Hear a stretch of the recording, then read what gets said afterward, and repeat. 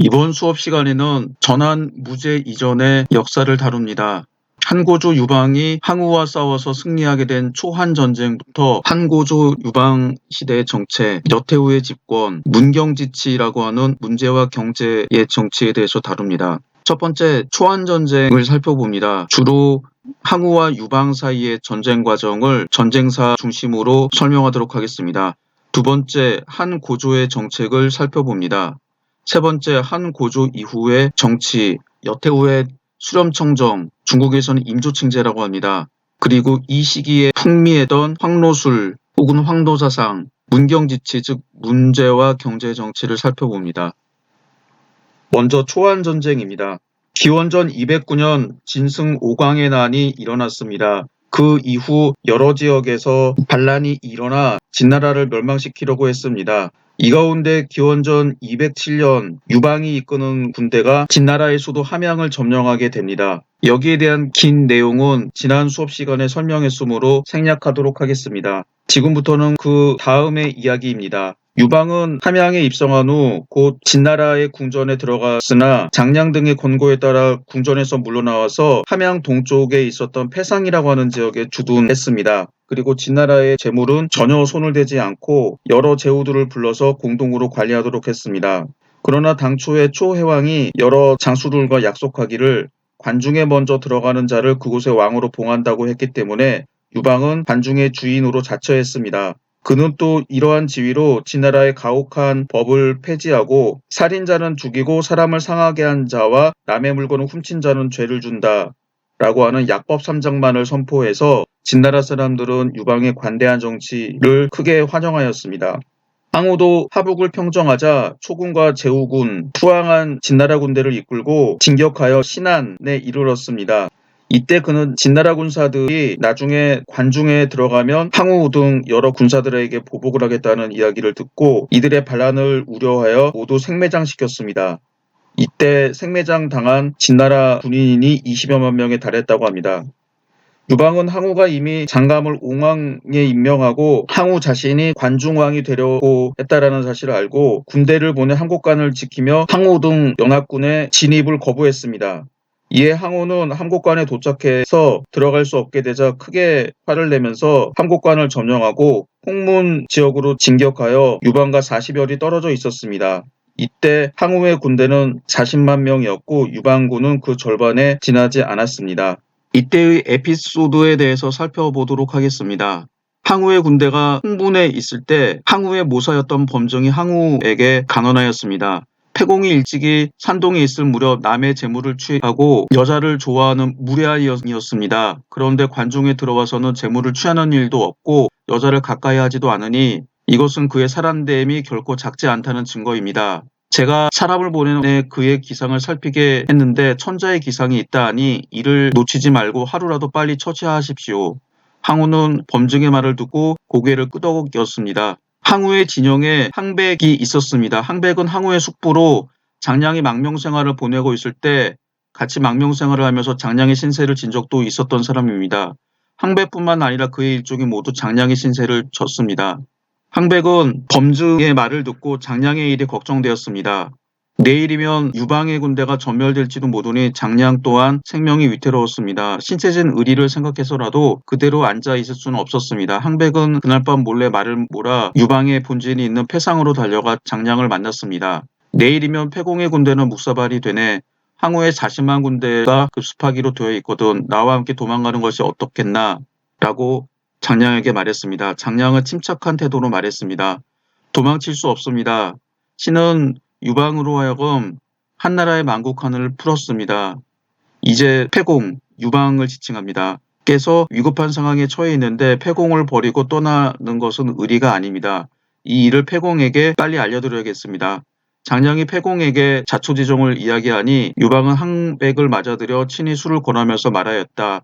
내가 관중에 들어온 후 모든 것에 털끝만큼도 손댄 일 없이 관리와 백성들을 위로하고 궁전의 보물창고와 부중에 있는 창고를 봉해 놓은 것은 모두 항장군, 즉 항우입니다.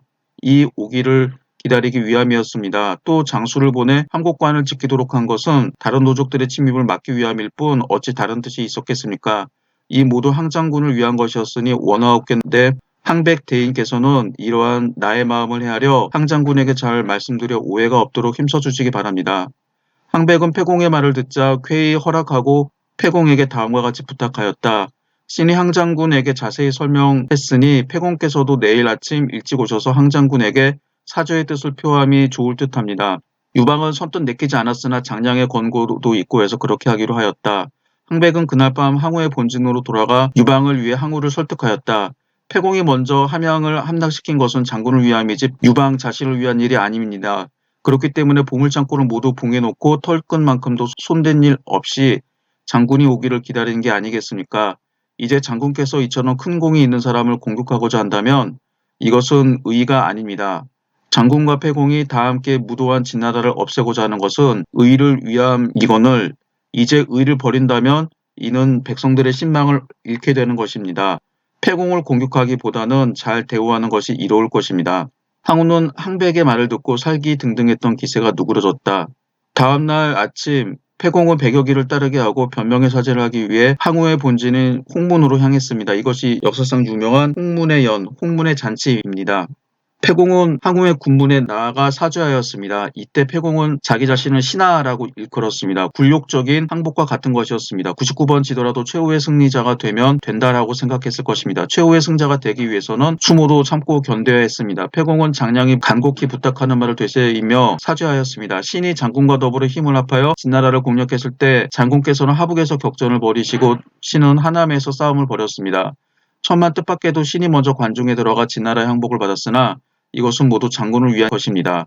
신은 모든 것을 완전한 형태로 장군에게 드리려고 생각했습니다. 그래서 군대를 패상에 물리고 장군을 기다리고 있었습니다. 그런데 장군께서는 소인배의 말을 들으시고 신을 의심한다고 하오니 신은 천하 백성들이 장군을 의심할까 두렵습니다. 패공의 말을 들은 항우는 고개를 끄덕였다. 패공을 죽이지 않겠다는 마음이 싹트기 시작한 것이었다. 나는 원래 패공을 의심하지 않았소. 그런데 당신의 좌사마 조무상이라는 자가 사람을 보내어 여러 말을 하여 일이 이 지경에 이르렀소이다. 이 어찌 내 본심이겠소. 항우는 패공을 머물게 하고 잔치를 벌였습니다. 술자리가 무르익을 무렵 범증은 항우에게 여러 차례 논짓을 하기도 하고 자신이 차고 있던 옥교를 꺼내 보이면서 유방을 살해할 기회는 바로 지금이요. 때를 놓치지 마시오. 라는 암시를 주었습니다. 그러나 항우는 끝내 듣지 않았습니다. 초조해진 범증은 연회장 밖으로 나와서 항우의 사촌동생 항장을 불러냈습니다. 항장군이 소심하여 차마 결단을 내리지 못하고 있으니 그대는 연석에 들어가 축배를 올리고 칼춤추기를 청하여 칼춤을 빙자하여 패공을 그 자리에서 죽여 하오. 그렇지 못한다면 항씨 일족은 나중에 모두 패공의 포로가 될 것이오. 항장은 범증의 말을 듣고 고개를 끄덕이며 연회장으로 들어갔습니다. 축배를 올린 다음 좌중을 둘러보며 말했습니다. 군중에 너무 흥이 없으니 칼춤으로써 흥을 돋울까 합니다. 항우가 좋다라고 허락했습니다. 혈기왕성한 항장은 칼을 빼들고 일어나 칼춤을 추기 시작했습니다. 항백은 항장이 유방을 노리고 있다는 걸 알아채렸습니다. 항백 또한 칼을 빼들고 칼춤을 추면서 패공을 가로막아 항장의 칼이 패공에게 향하지 못하도록 하였습니다. 이때 잔치 자리에 있었던 장량도 가만히 있을 수 없었습니다. 연회장 밖으로 나가 번쾌를 보고 말했습니다. 지금 항장이 칼춤을 추면서 패공을 노리고 있으니 형세가 아주 급박하오. 장량의 말을 들은 번쾌는 안 되겠습니다. 제가 들어가서 패공과 함께 생명을 같이 하겠습니다. 라고 말했습니다. 번쾌는 칼을 찬 채 쇠방패를 가지고 연회장에 들어가려고 하였습니다. 연회장을 지키던 수위가 초대받지 않은 손님은 연회장에 들어갈 수 없습니다. 라고 번쾌를 가로막았습니다. 번쾌는 들은 척도 하지 않고 방패로 수위를 떠밀었습니다. 수위는 번쾌 억새님에 꼼짝도 못하고 땅바닥에 고꾸라졌습니다. 이 틈을 타서 번쾌는 성큼성큼 들어가 장막을 걷어올리고 딱 버티고 선 채 항우를 쏘아보았습니다. 번쾌는 심한 분노에 차 머리카락은 곤두서고 눈꼬리는 째질 것 같은 험상궂은 모습이었습니다. 항우는 저도 모르게 칼자루를 만지며 누군가? 라고 큰 소리로 물었습니다. 패공의 청승 번쾌입니다. 라고 장량이 대답했습니다. 장사러군, 이자에게 술을 주도록 하라. 한 말 되는 술잔이 그에게 주어졌습니다. 이때 술은 지금 중국인들이 먹는 40도, 60도가 되는 바이지우가 아니라 막걸리 같은 술입니다. 막걸리도 한 말 정도 마시면 취하긴 하죠. 번쾌는 일어선 채 술잔의 술을 단숨에 들이켰다. 이자에게 생돼지 다리를 하나 가져다 주어라. 번쾌는 방패를 도마로 삼아 칼을 빼서 고기를 잘라 날고기를 그 자리에서 먹어치웠다. 과연 장사러군 더 마실 수 있는가? 하고 항우가 물었다. 예, 신은 죽음도 사양하지 않습니다. 어찌 술 따위를 사양하겠습니까? 일찍이 진나라는 호랑이 같은 마음을 품고 사람 죽이기와 처벌하기를 봐먹듯 하였기 때문에 천하가 모두 배반하였습니다. 해왕이 여러 장수들을 모아놓고 선언하기를 먼저 진나라를 깨뜨리고 함양에 입성하는 자를 그곳의 왕으로 삼는다. 라고 하였습니다. 우리 죽은 패공께서는 여러 장수에 보다 먼저 함양을 평정하고 그 어느 것 하나 손대지 않고 군사를 패상에 물려 장군을 기다리고 계셨습니다. 이렇듯 노고가 많고 공이 큰데도 장군께서는 봉작을 내리시기는커녕 오히려 소인배의 말만 듣고 공 있는 사람을 없애려 하시리.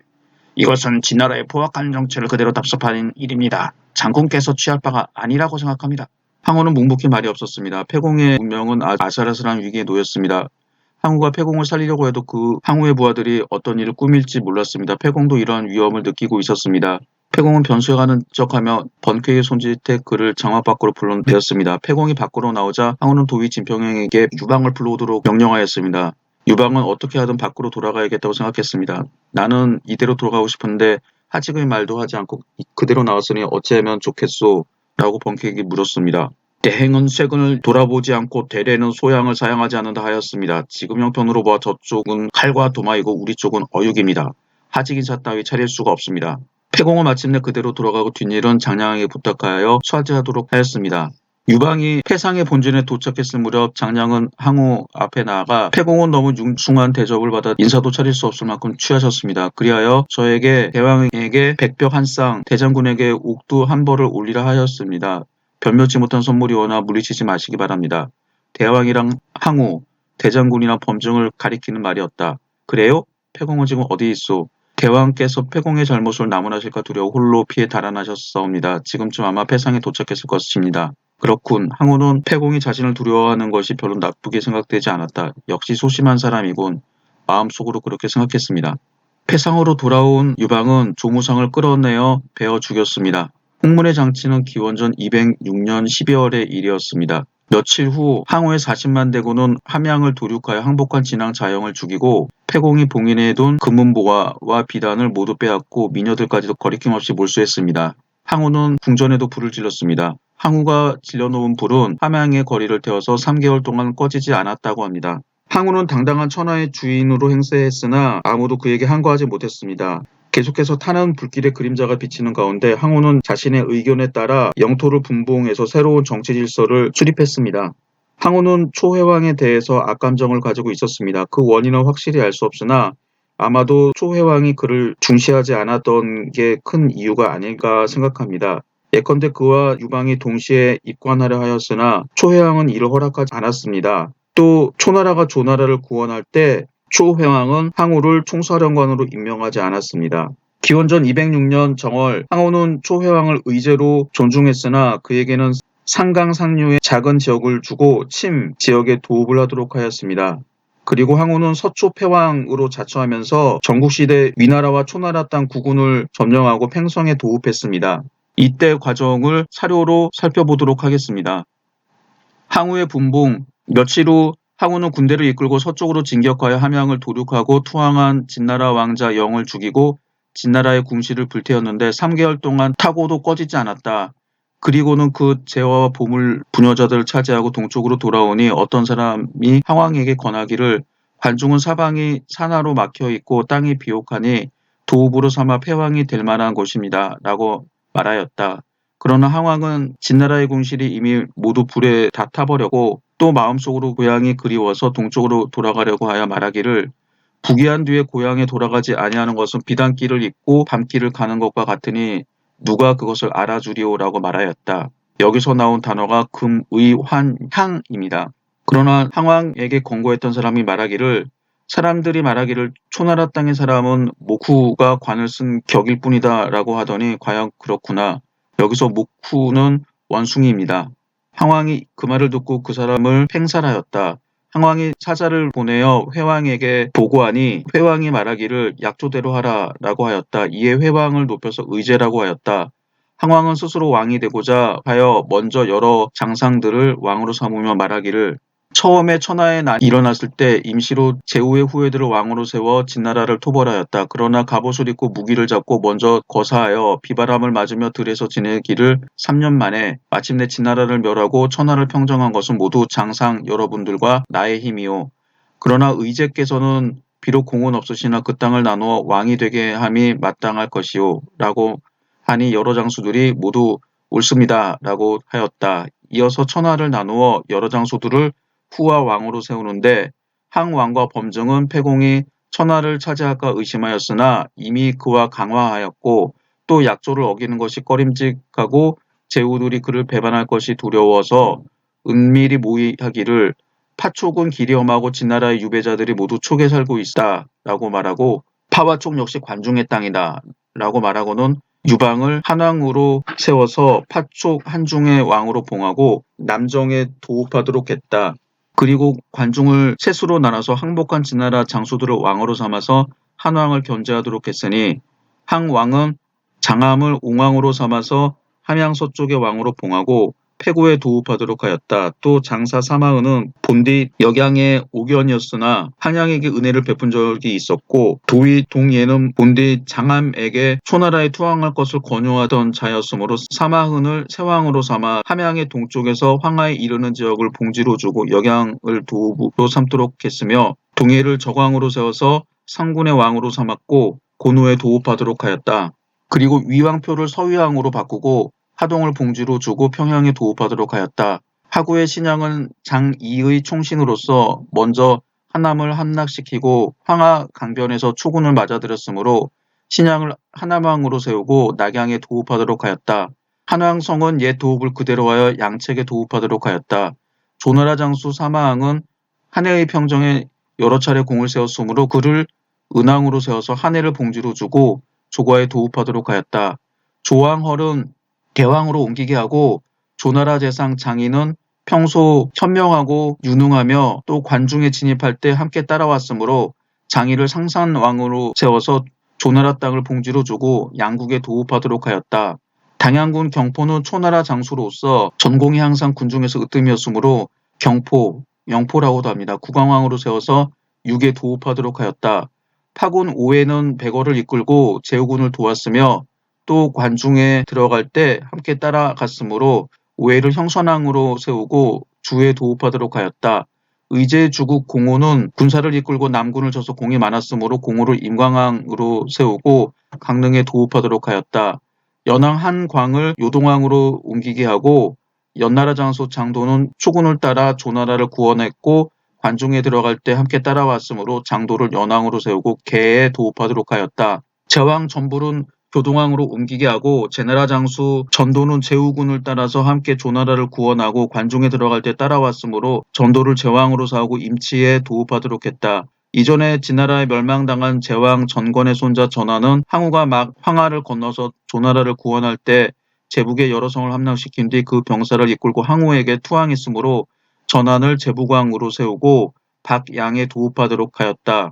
전형은 여러 번 항량을 배반하고 군대를 이끌고 초군을 따라서 진나라를 치려고 하지 않았으므로 봉지를 주지 않았다.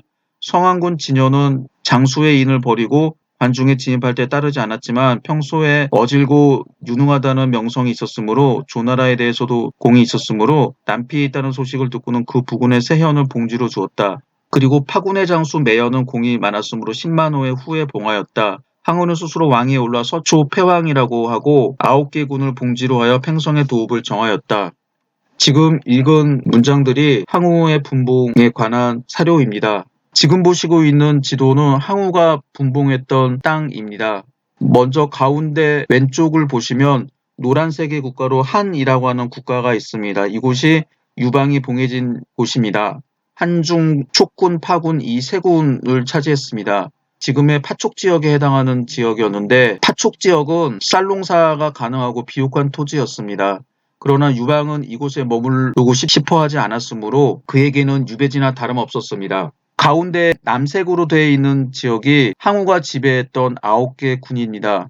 면적은 그다지 넓어 보이지는 않을 수도 있는데 지금의 강소성, 안위성 북부, 하남성 동부, 절강성 북부에 해당하는 지역인데 당시에 중국의 중심 지역을 차지하고 있었습니다. 그 밖에 여러 나라들이 있었습니다. 본문에서 본 것처럼 노란 색깔의 한 나라, 즉 유방이 통치하고 있는 지역 북쪽에는 세, 적 등 3개 나라가 있었습니다. 이들은 유방이 관중으로 진입하는 것을 막는 역할을 했습니다. 실제로는 그렇게 잘 하지는 못했습니다. 그러나 항우가 만들었던 분봉 질서는 곧 균열이 가기 시작합니다. 차례로 읽어보도록 하겠습니다. 한 원년 4월, 즉 기원전 206년입니다. 제후들이 휘하의 군대를 철수시키고 각자 자신의 본국으로 갔다. 항왕도 한국관을 나와서 자신의 본국으로 돌아와 사자를 보내어 의제를 천도하게 하며 말하기를 옛 제왕은 영토가 사방 천리로 반드시 강의 상류에 거하셨습니다. 라고 하고는 이에 사자로 하여금 의제를 장사군의 침현으로 옮기도록 하고 의제 행차를 재촉하니 의제의 여러 신하들이 점차 의제를 배반하였다. 이에 몰래 형산왕 임광왕에게 명령을 내려 장강 가운데에서 의제를 죽이도록 하였다. 한왕 성은 전공이 없었으니 항왕은 그가 본국으로 돌아가도록 하지 못하게 한 후 함께 평송으로 데리고 가서 왕에서 패한 다음에 열후로 격하시켰다가 얼마 후에 그를 죽였다. 장도는 자신의 본국으로 가서 한광을 요동으로 쫓아내려고 하였으나 한광이 듣지 않자 무종에서 한광을 격살하고 그 땅을 빼앗아 자신의 봉지로 삼았다. 여기선 항우가 여러 제후들을 분봉한 다음에 벌써부터 균열이 생겼다라고 하는 것을 알려주게 됩니다. 그 이후 항우의 반감을 품었던 제후들이 각지에서 항우의 반기를 들게 됩니다. 제재상 전영은 제나라를 다시 건국했으나 전가의 일로 항우와 사이가 나빠 이때 봉토가 없었습니다. 종나라 장군 진여의 공도 장위와 비슷했으나 후에 봉해졌을 뿐 봉지가 없었으므로 두 사람은 항우에 대해서 적대 감정을 가지게 되었습니다. 이 분봉으로 보면 항우는 통일된 사상이 없었고 여전히 열국이 분립하는 것을 원칙으로 하였습니다. 항우는 황제가 되려고 하지도 않았으며 패왕의 명칭에 만족하여 항우 자신의 집안도 별로 크지 않았고 각지에 봉한 18명의 왕 가운데 초의 세력에 속한 집단도 4개에 불과했습니다. 4월에 함양에서 분봉된 제왕은 각각 취임하였으나 항우는 한항성이 공이 없는 데다 장량이 유방을 보좌하는 사실을 알고 싫어하여 그를 항우는 한왕을 데리고 팽성으로 돌아와 후로 폐위시켰습니다. 유방은 수만 명을 이끌고 한중으로 갔으며 한중 북쪽에 있는 유일한 통로인 잔도를 불태우고 다른 마음이 없음을 표시하여 항우의 의심을 얻도록 하였습니다. 그러나 그는 기회를 보아 다시 중원으로 진출하려고 했습니다. 5월 전영이 제나라에서 반란을 일으켜 전도를 축출하고 전부를 죽여 자립하여 제왕이라고 칭하였습니다. 그는 팽월을 우두머리로 하는 1만 명의 토비 세력을 흡수하고 팽월에게 제부광을 공격하도록 하여 죽였으므로 제나라 모든 땅을 차지하게 되었습니다. 8월에 유방은 제나라에서 반란이 일어나 항우가 서쪽 지방에 관심이 없었던 틈을 타 한중에서 관중으로 들어와 패구에 있었던 장감을 포위하고 세왕 사마흥 저광 동예의 항복을 받아 관중을 평정했습니다. 이해 한광이 요동으로 가려고 하지 않다가 장도에게 피살되고 그 지역도 장도가 합병하였습니다. 이 부분 아까 읽은 부분에 나왔습니다. 이 사건들은 분봉한 지 불과 몇 개월 만에 일어난 사건들이었습니다. 기원전 205년 10월 의제가 그의 봉지인 침으로 가는 도중 항우에게 피살되었습니다. 이 부분도 인용문에 나왔었죠. 이달의 진여는 전영의 도움을 받아 상산왕 장의를 쫓아내고 대왕으로 쫓겨나 있던 조허를 받아들여 조왕으로 삼았습니다. 조왕은 진여를 대왕으로 삼았으나 진여는 남아서 조왕을 보좌하고 하여를 대상국으로 삼아 지키도록 하였습니다. 유방의 세력도 관해까지 신장되어 한함왕 신양이 한해 항복했습니다. 한왕성이 이미 항우에게 살해되었으므로 유방은 이전의 한 양왕의 손자인 신, 이 사람은 유방의 장군인 한신과 구별하기 위해서 이름인 신으로만 표기합니다. 과 장량을 보내 한나라 땅을 수복하도록 했습니다. 그 다음 달에 신을 한왕으로 봉하고 한 유방은 약양으로 천도했습니다. 정세가 이렇게 되자 항우는 무력으로 이런 일들을 해결하지 않으면 안 되었습니다. 항우는 먼저 신이 제나라를 공격해서 정월에 성양에서 전영을 크게 물리쳤습니다. 전영은 도망가다가 백성들에게 살해되었습니다. 초구는 북진하여 가는 지역마다 약탈 방화하니 제나라 사람들이 반란을 일으켰습니다. 3월에 유방은 항우가 제나라를 정벌 하자 그 기회를 이용해서 동정하였습니다. 그는 서유왕 표를 항복시키고 은왕앙을 사로잡고 의제의 상을 치르면서 제후에게 통지하여 항우를 정벌하자고 하였습니다. 4월에 유방은 제후의 군대 56만 명을 이끌고 초나라를 정벌했는데 이때 항우는 여전히 제나라에 있으면서 전형의 동생인 전횡과 전쟁하고 있었습니다. 그래서 한나라와 연합군은 항우의 수도인 팽성에 쉽게 진격할 수 있었습니다. 항우가 이 소식을 듣고 급히 정병 3만 명을 이끌고 돌아와 공격하자 한군은 크게 패하여 20만 명의 손실을 보았고 유방은 수십 기로 도망가고 말았습니다. 유방이 패한 후 제후는 다시 한나라와 초나라를 등졌습니다. 관망 상태로 돌아간 거죠. 전행은 항우가 팽성으로 돌아가자 제나라 땅을 다시 수복하고 전형의 아들 전광을 제왕으로 옹립했습니다. 유방은 패잔병들을 모아 형양 성고를 굳게 지키며 소화가 공급하는 관중의 군사와 식량에 의지하여 군세를 다시 떨치게 되었습니다. 이때 장감은 형세가 불리하자 자살하게 되어 관중 지역이 완전히 평정되었습니다. 이후 한나라는 우회 전략을 택하여 정면으로 형양 성고를 굳게 지키고 측면에서 황하 이북 지역을 공격했습니다. 9월에 한신은 위표를 안읍에서 사로잡아 위나라 땅을 평정했습니다. 계속해서 한신은 대해상국 하열을 안려에서 사로잡았습니다. 기원전 204년 초 한신 장인은 조나라를 격파하고 저수 위에서 진열을 참하고 조항허를 사로잡아 조나라 역시 평정되었습니다. 이때 한신이 취한 전법이 유명한 배수진입니다. 뒤이어 소하의 설득으로 국왕왕 영포도 한나라에 투항하였습니다. 항우는 또 한나라의 반관계에 걸려서 항우의 가장 중요한 모사 범증을 시기하게 되었습니다. 그 결과 범증은 분하여 물러나고 말았고 얼마 후 죽었습니다.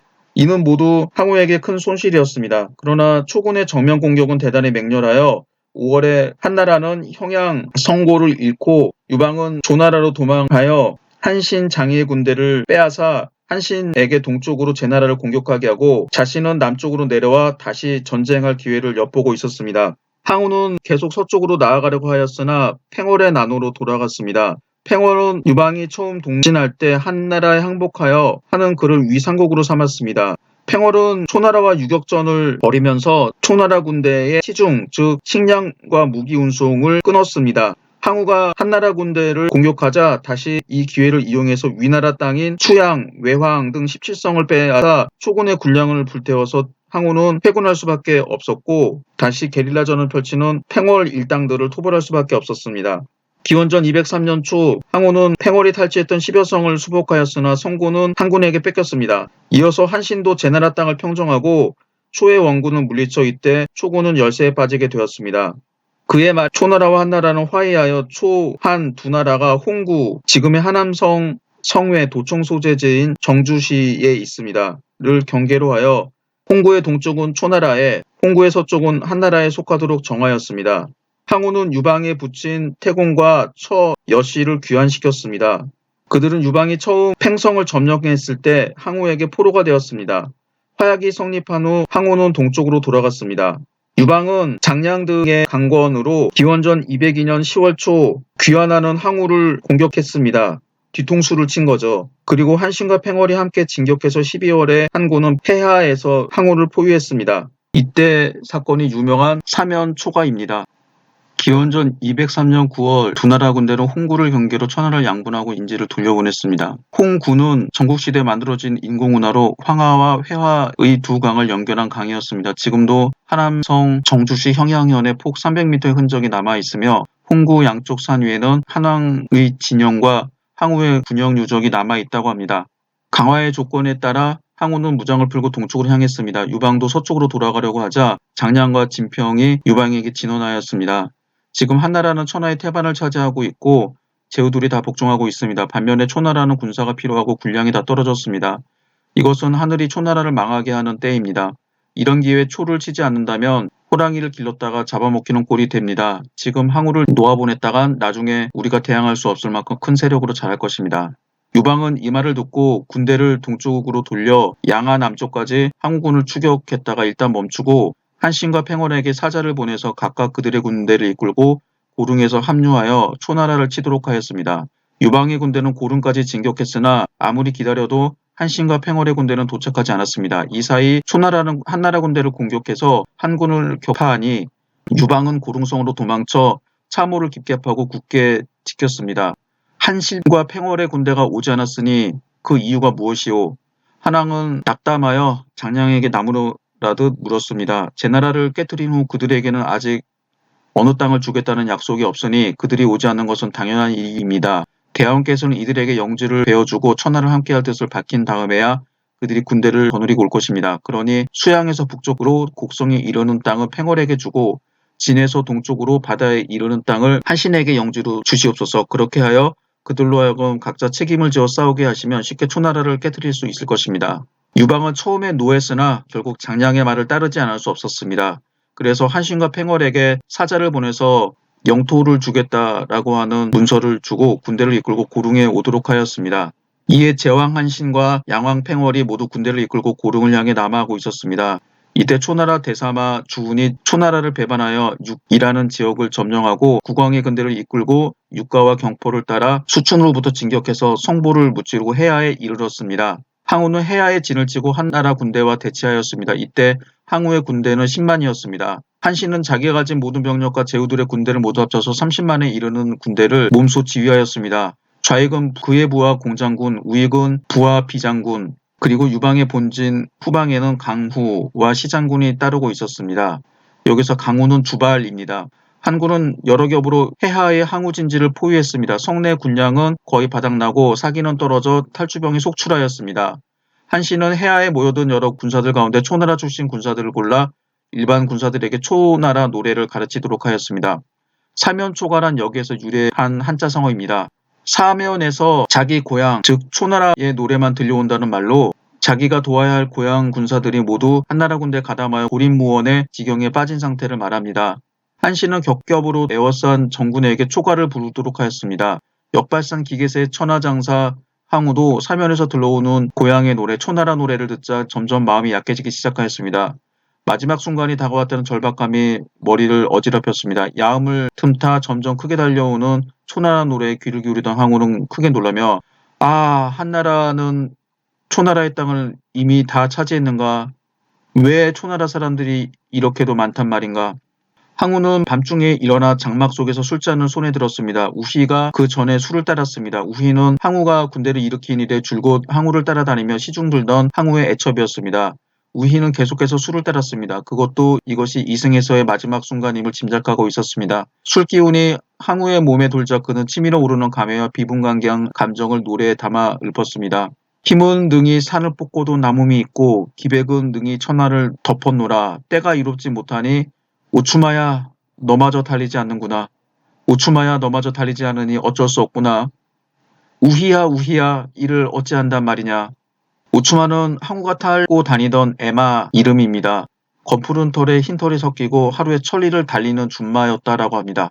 항우는 이 노래를 읊조리고 눈물을 흘리니 좌우했던 사람들이 모두 울었고 감히 쳐다보는 사람이 없었습니다. 사기에는 우희가 어떻게 되었는지 언급이 없고 초한추추의 우의 화답이라고 하는 노래가 있습니다. 한나라 군사는 이미 초나라 땅을 차지했고 사면에 들리는 건 초나라의 노래소리뿐.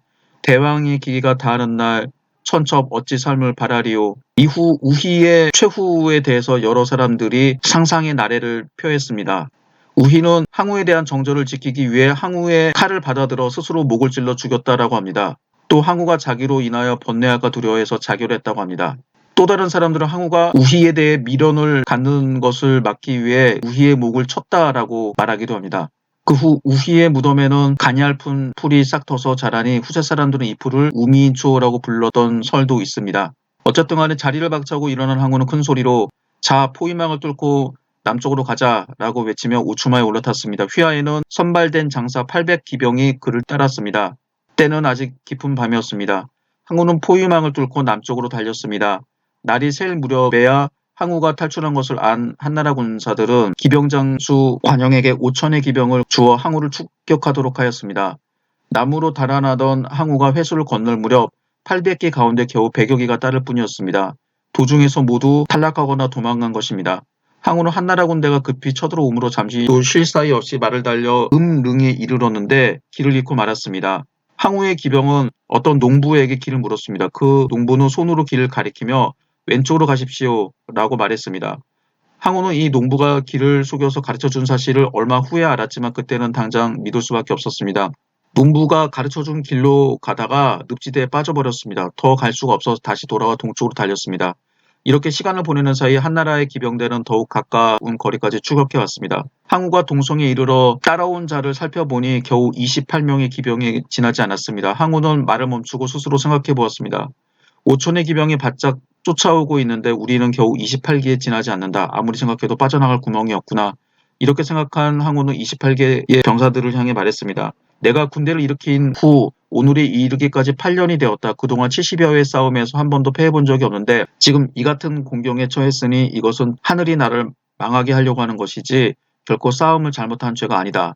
나는 이제 죽음을 각오했다. 마지막으로 한나라 군대의 포위를 무너뜨리고 장수를 베고 깃발을 쓰러뜨려 삼성을 거두어 그대들로 하여금 하늘이 나를 망치게 하려는 것이지 싸움을 잘못한 죄가 아님을 보여주리라 하고 한나라 장수 한 사람과 도위 한 사람을 베어 죽이고 수백 명의 한나라 군사를 죽였습니다. 그러자 그의 부하들이 모두 감탄하여 땅에 엎드렸습니다.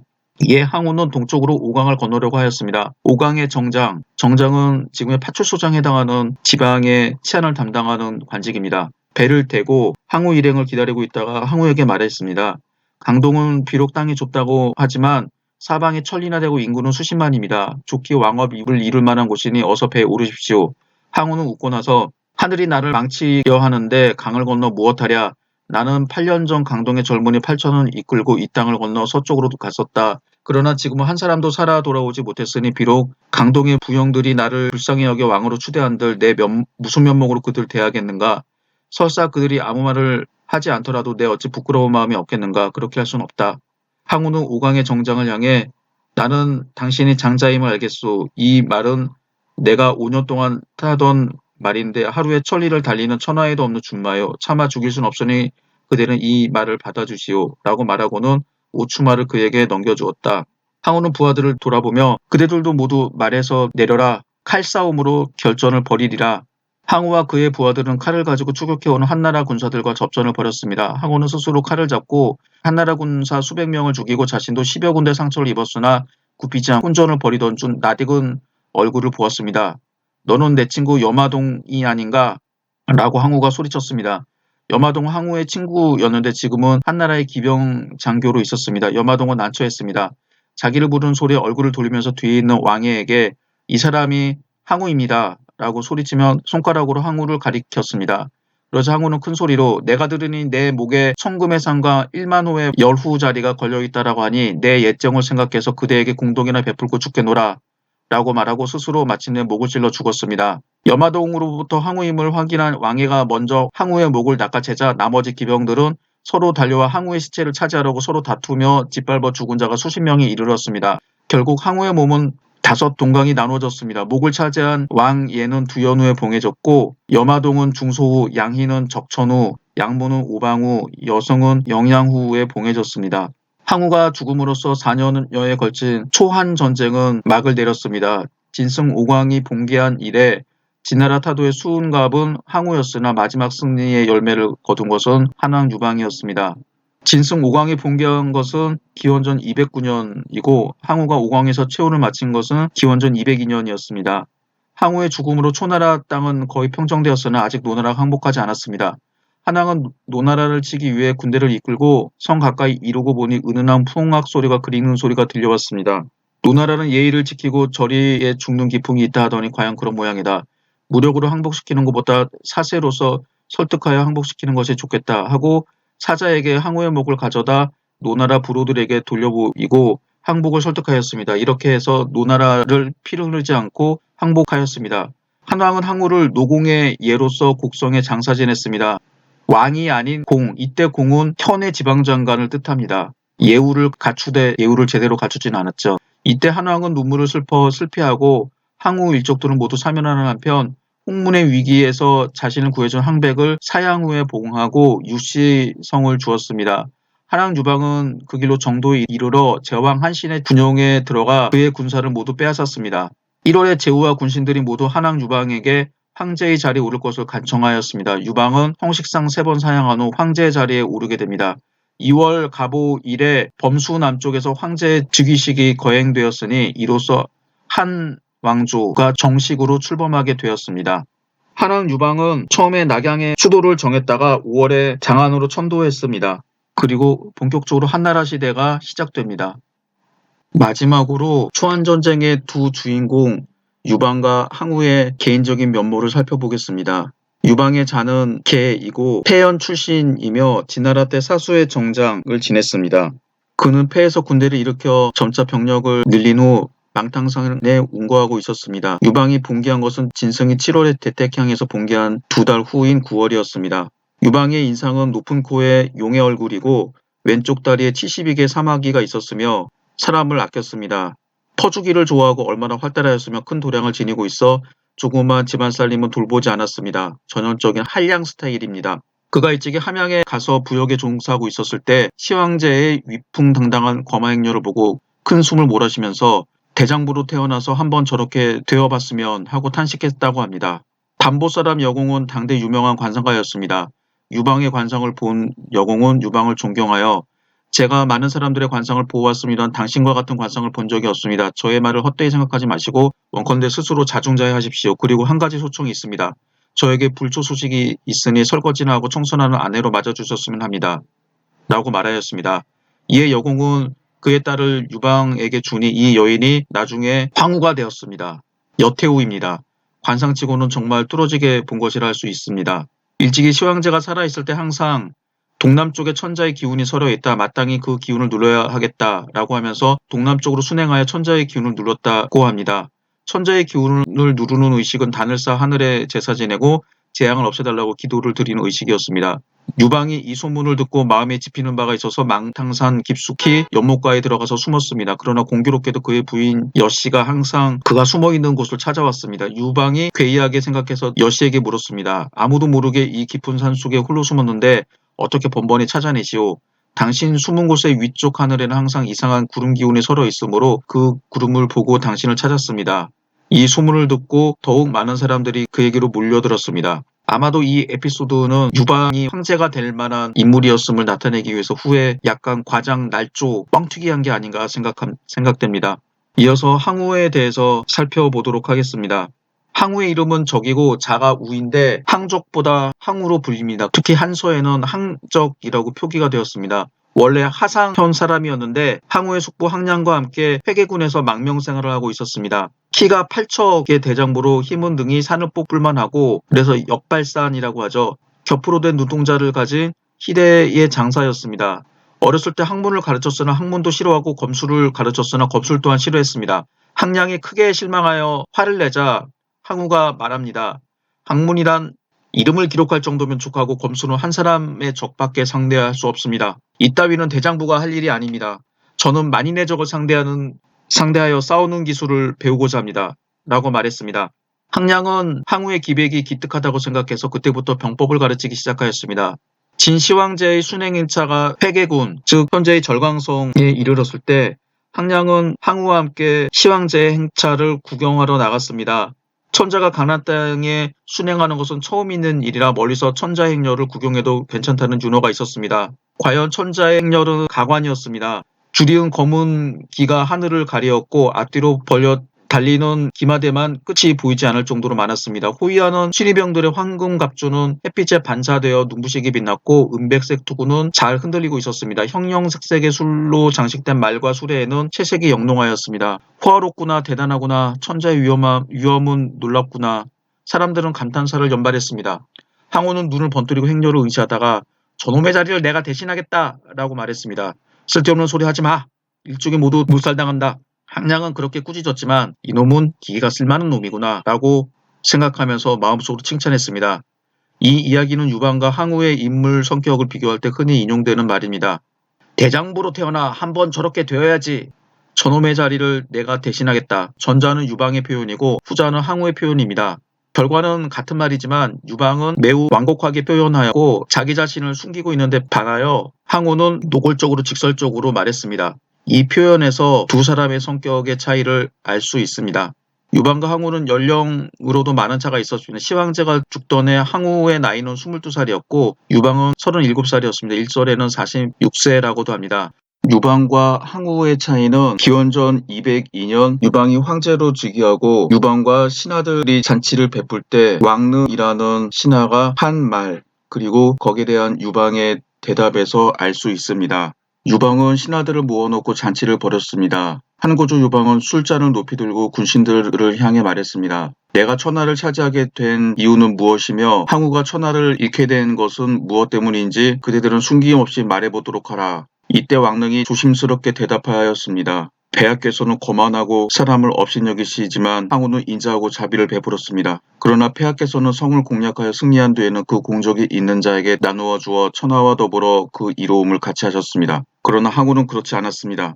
어진 자와 능력 있는 사람을 질투하고 의심하며 공의 있는 사람에게 차마 땅을 나눠주지 못하고 열후의 인수를 만지작거리며 주저했습니다. 그리고 그 공로를 모두 자기 것으로 했습니다. 이것이 천하를 잃은 까닭이라고 생각되옵니다. 유방은 술을 쭉 마시면서 대답합니다. 그대는 아직 하나만 알고 둘은 모르고 있군. 군진의 장막 속에서 계책을 세워 천리 밖의 승패를 산 가지 하나로 판다름짓는 일은 내가 장량만 못하고 국가를 다스리고 백성들을 위무하며 보급을 원활히 하는 일은 내가 소화만 못하고 백만대군을 거느려 싸우면 반드시 이기고 공략하면 반드시 빼앗는 일은 내가 한심만 못하오.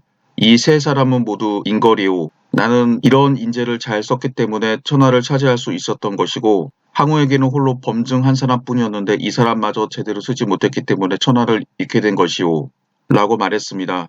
군신들은 모두 탐복했다라고 합니다. 앞에 있는 에피소드에서 본 것처럼 항우는 자기가 힘이 세고 싸움을 잘한다는 것을 과신했습니다. 그래서 혼자서 수백 명을 죽일 수 있을 정도 일당백, 일당천의 용사였지만 항우를 돕는 사람들은 별로 없었습니다. 항우는 유방의 군대와 함께 성고 형양 일대에서 대치하고 있을 때 유방한테 1대1로 싸우자고 제안한 적도 있었습니다. 1대1로 싸웠으면 당연히 항우가 유방을 10초 만에 죽였겠죠.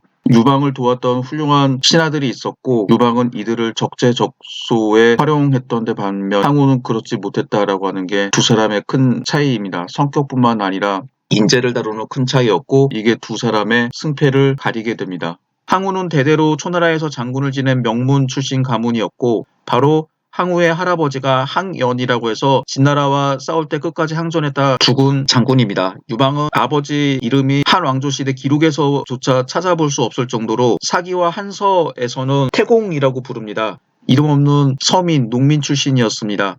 유방은 중국 최초로 농민 출신으로서 황제 자리에 오른 사람이었습니다.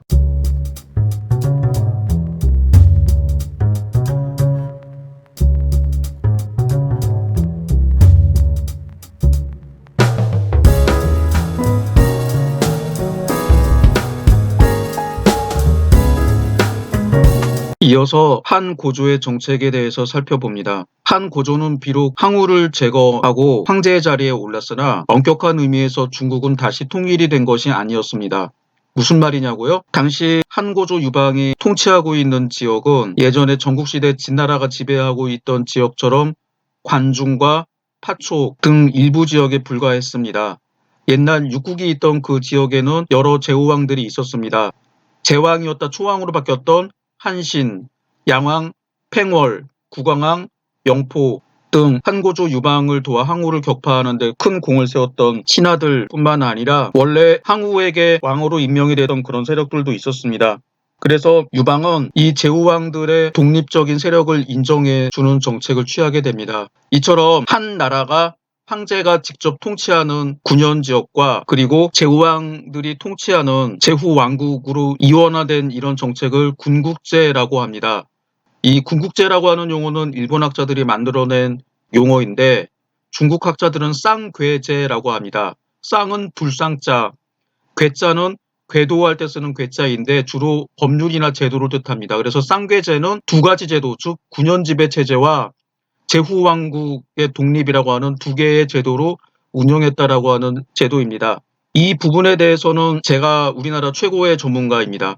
저는 1990년대 출토되었던 장가산항간을 분석을 해서 장가산항간 2년 율령 진률에 나오는 현 이름들이 있습니다. 그 현 이름들이 한 나라의 직할 군현에 속한다라고 하는 거를 세계 최초로 입증을 했습니다. 그리고 이제 군국제의 특징을 살펴봤는데 제후왕들은 기본적으로 중국의 황제들처럼 연호를 사용합니다. 그래서 왕이 즉위한 지 무왕 1년, 2년, 3년, 4년 그런 식으로 자기의 연호를 사용하는데 당시에는 이를 기년이라고 불렀습니다. 그리고 제후왕들은 중앙정부에서 파견하는 태부나 승상을 제외한 나머지 관리들을 스스로 임명할 수가 있었습니다. 그래서 진짜로 자기 왕국 안에서는 왕노릇을 하는 상황이었습니다. 한고조 유방은 황제로서 시기와 질투가 많은 사람이었습니다. 황제의 기본적인 덕목은 세 가지입니다. 첫 번째 시기 질투, 두 번째 독점, 권력 독점, 세 번째 무책임. 이 가운데 한고조 유방은 시기 질투가 엄청나게 많은 사람이었습니다. 그래서 이성제후왕, 즉 유씨가 아니었던 한신, 팽월, 영포 이런 사람들을 제거하는 정책을 취하게 됩니다. 그 다음에 자기 아들과 형, 조카, 동생들을 각지의 왕으로 분봉하게 됩니다. 그래서 자기 권력 기반을 적어도 유씨들끼리 온 천하를 통치하자라고 하는 그런 사고방식을 가졌던 거죠. 그래서 이와 관련된 정치적인 사건들을 구체적으로 살펴보도록 하겠습니다. 한고조 즉위 후 표면상 전국이 통일되었으나 사실상 여전히 분열되어 있었습니다. 진말 전국이 폭정에 시달리자 모든 사람들은 전국시대를 그리워하게 되었고 이에 따라서 봉건이론이 다시 성해졌습니다. 진승 오광이 난을 일으킨 후 각지 기병자들은 한결같이 육국 왕실의 후예를 주인으로 받들고 전국치룽 시대를 재현시켰습니다. 그 후 항우는 이 같은 흐름에 영합하여 18개 왕을 분봉했습니다. 한고조 유방도 예외일 수는 없어서 초안전쟁 당시 이미 몇몇 이성제후를 봉했습니다. 전쟁이 끝나자 한고조는 제후에 의지하여 황제로 추대됨에 따라서 그 공훈을 갚는다는 생각에서 이성왕을 증가시키게 됩니다.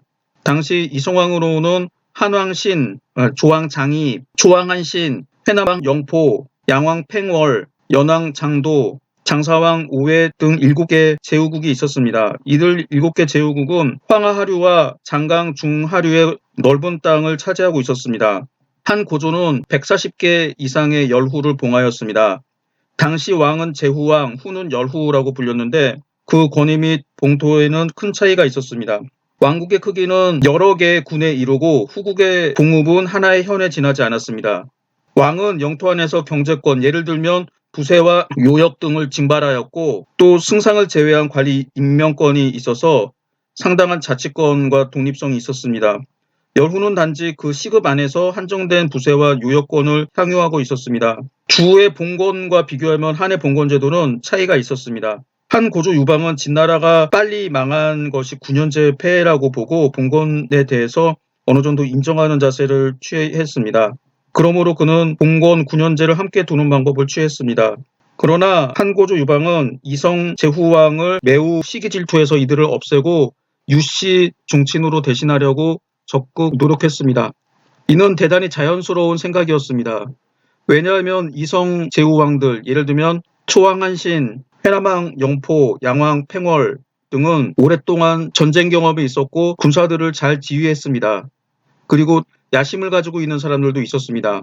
또 이들 제후왕들은 넓은 토지와 막대한 병력을 보유하여 중앙정부에 실제로 심각한 위협이 되었습니다. 이 가운데 초왕한신은 한고조가 가장 싫어하는 대상이었기 때문에 첫 번째 희생자가 되었습니다. 한신은 기원전 203년 제왕에 봉해졌다가 이듬해 초왕으로 옮겼습니다. 그의 영토는 회수 이북과 회남의 동쪽 지역인데 수도는 합의에 두었습니다. 기원전 201년 고조는 거짓으로 운몽으로 행차한다라고 하고 진에서 제후들과 만났습니다. 그곳에서 초왕 한신을 사로잡아 장안으로 데리고 와서 폐위하고 회음으로 격화시켰습니다. 기원전 196년 한신은 황후 여씨에게 살해되었습니다. 다음은 한왕신입니다. 한왕신은 기원전 205년 전국시대 한나라의 옛 땅을 차지하고 양책의 수도를 정했습니다. 기원전 210년 이 한국을 북쪽 태원군 현재의 산서성 중부 지역입니다. 으로 옮겨서 마읍의 수도를 정하도록 하였습니다. 그해 가을 흉노가 마읍을 포위하자 한왕신은 흉노에게 항복했습니다. 그러자 고조는 스스로 군대를 이끌고 한왕신을 공격했습니다. 한왕신은 결국 흉노로 도망가서 한이라는 제후국은 없어졌습니다. 조왕 장인은 기원전 203년 조왕에 봉해졌는데 양국의 수도를 정했습니다.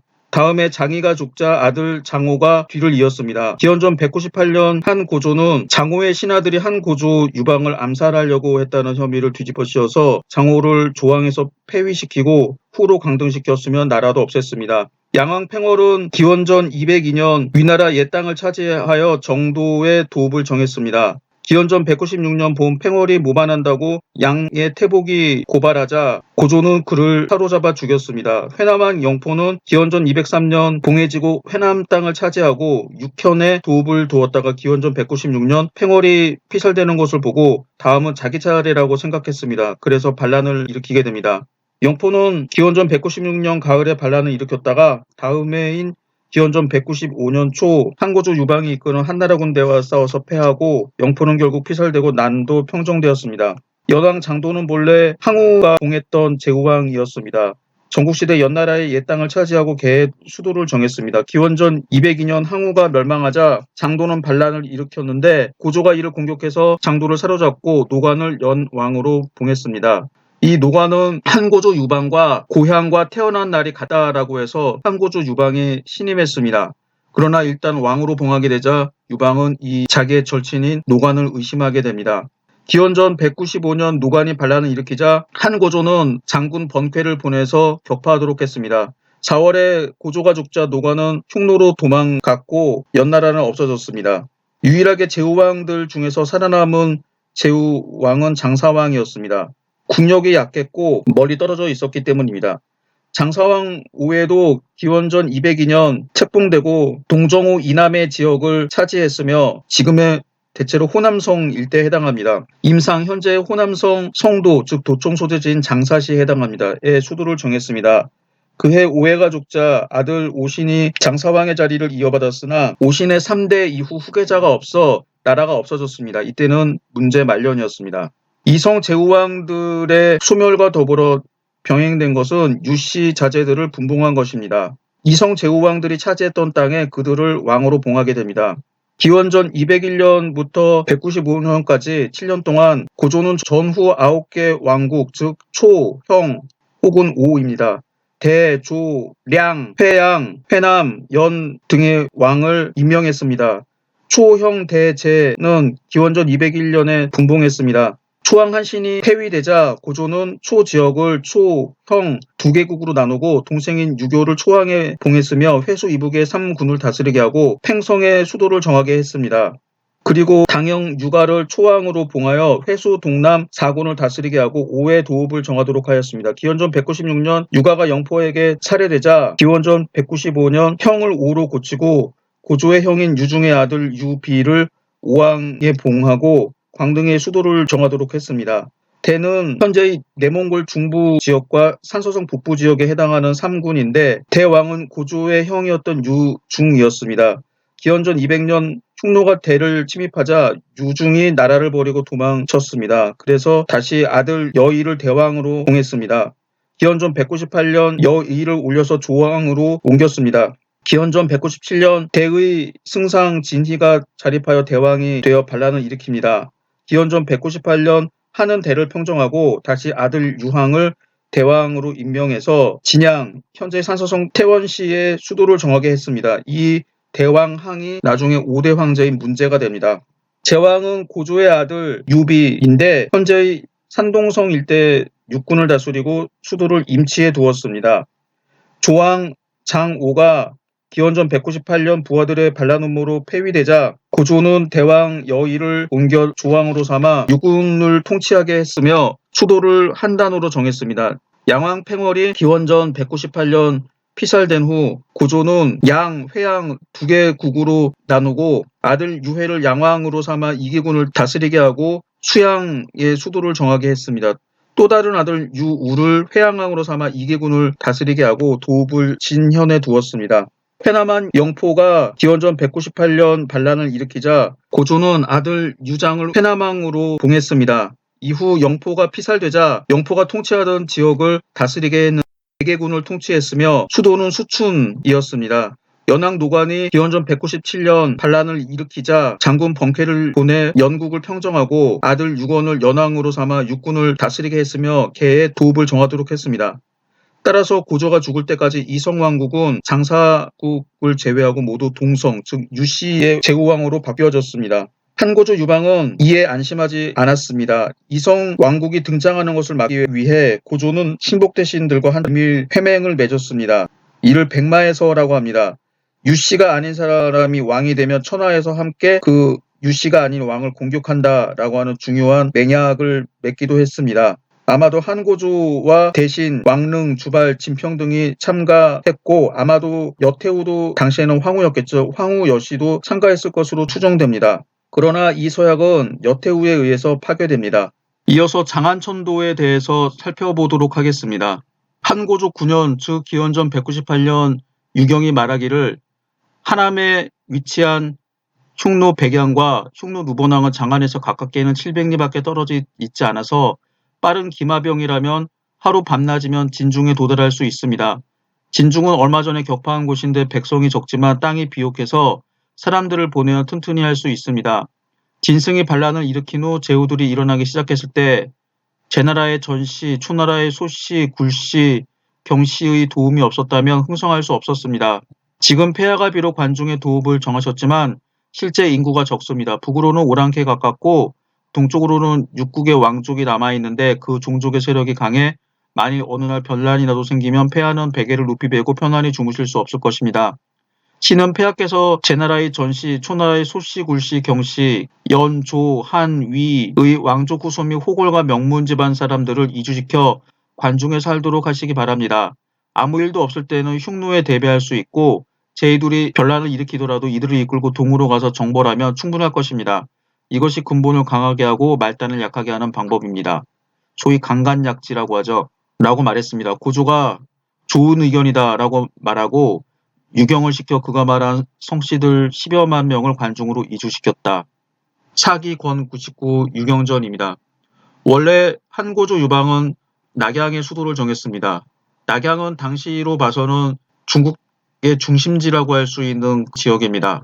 그런데 낙양은 당시 주변의 제후왕들의 영토와 가까운 지역이었고 방어하기에 그다지 좋은 지역은 아니었습니다. 그래서 유경이 반중 지역으로 천도하자라고 한 것입니다.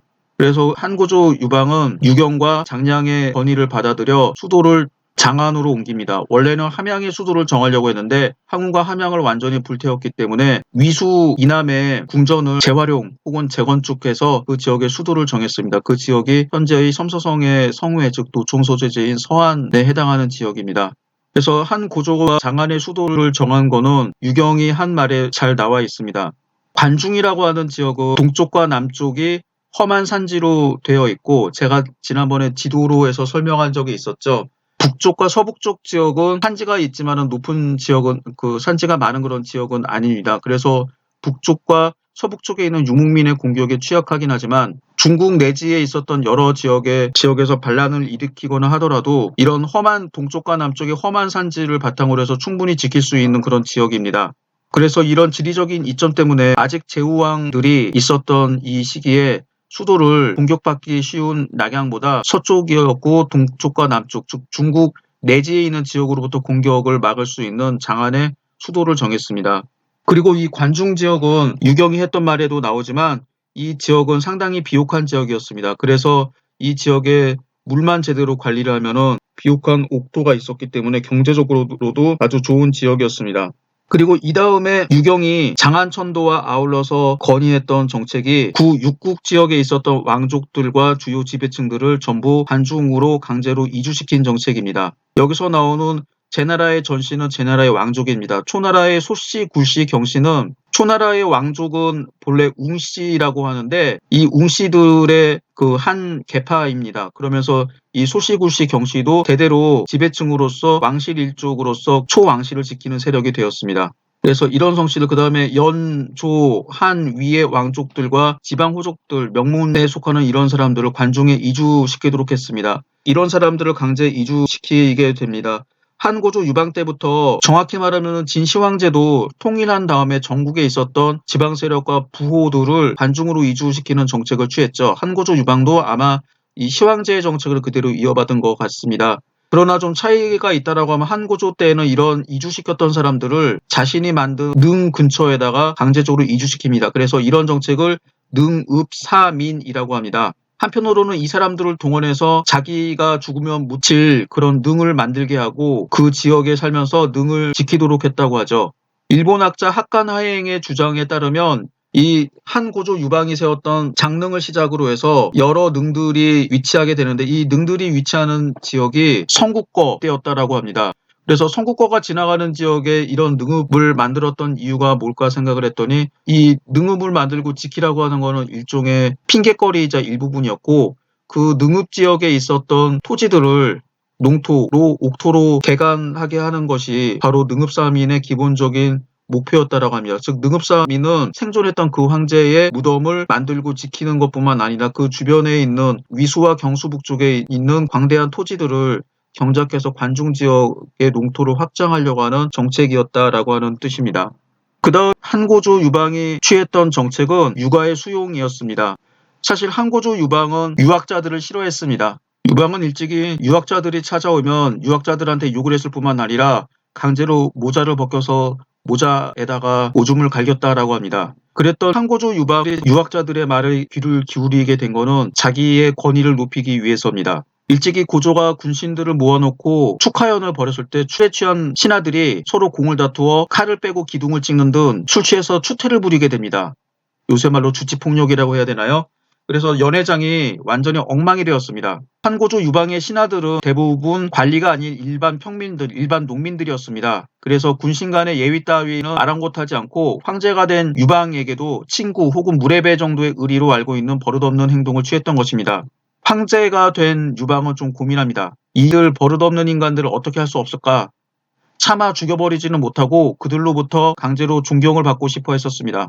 고조는 자신의 오만무례하고도 품위 없는 행동을 생각하면서 이를 근심했습니다. 당시 태상 숙송통은 고조의 생각을 알고 간언하게 됩니다.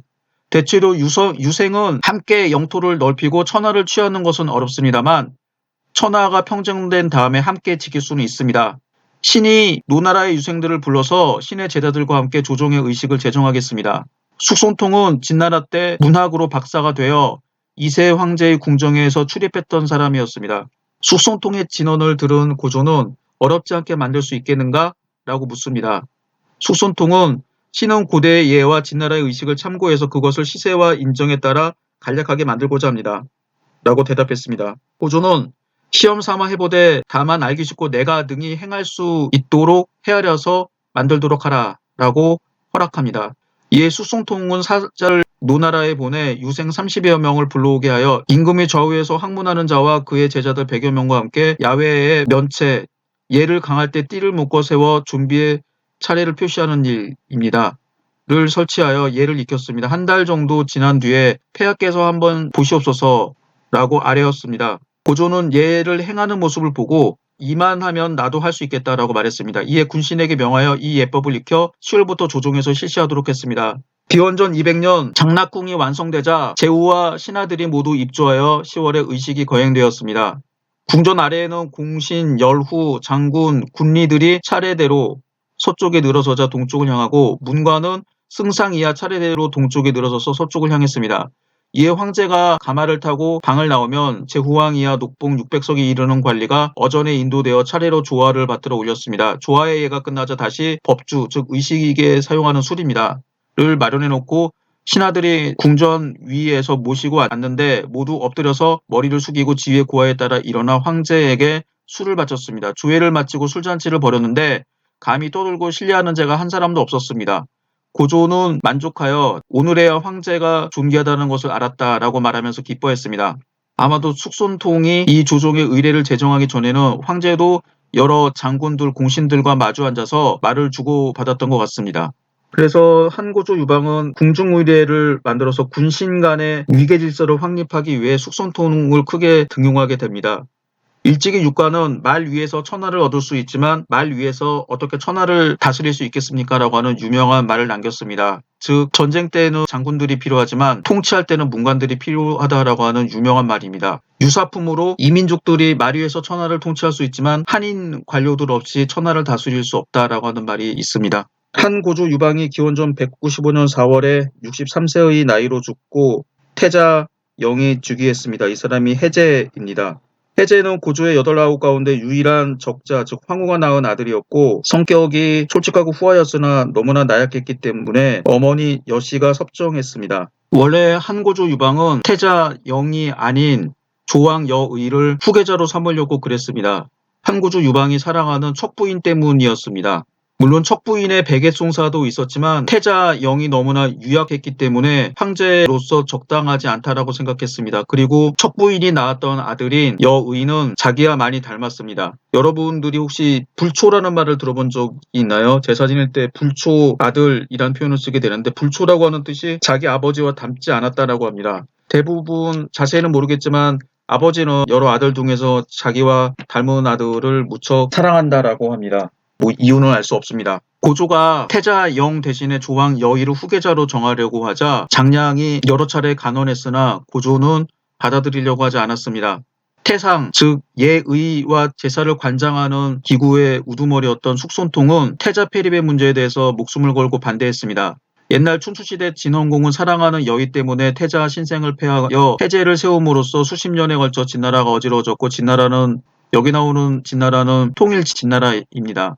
앞에 나왔던 진나라는 춘추시대 5패 중에 하나였던 진나라입니다.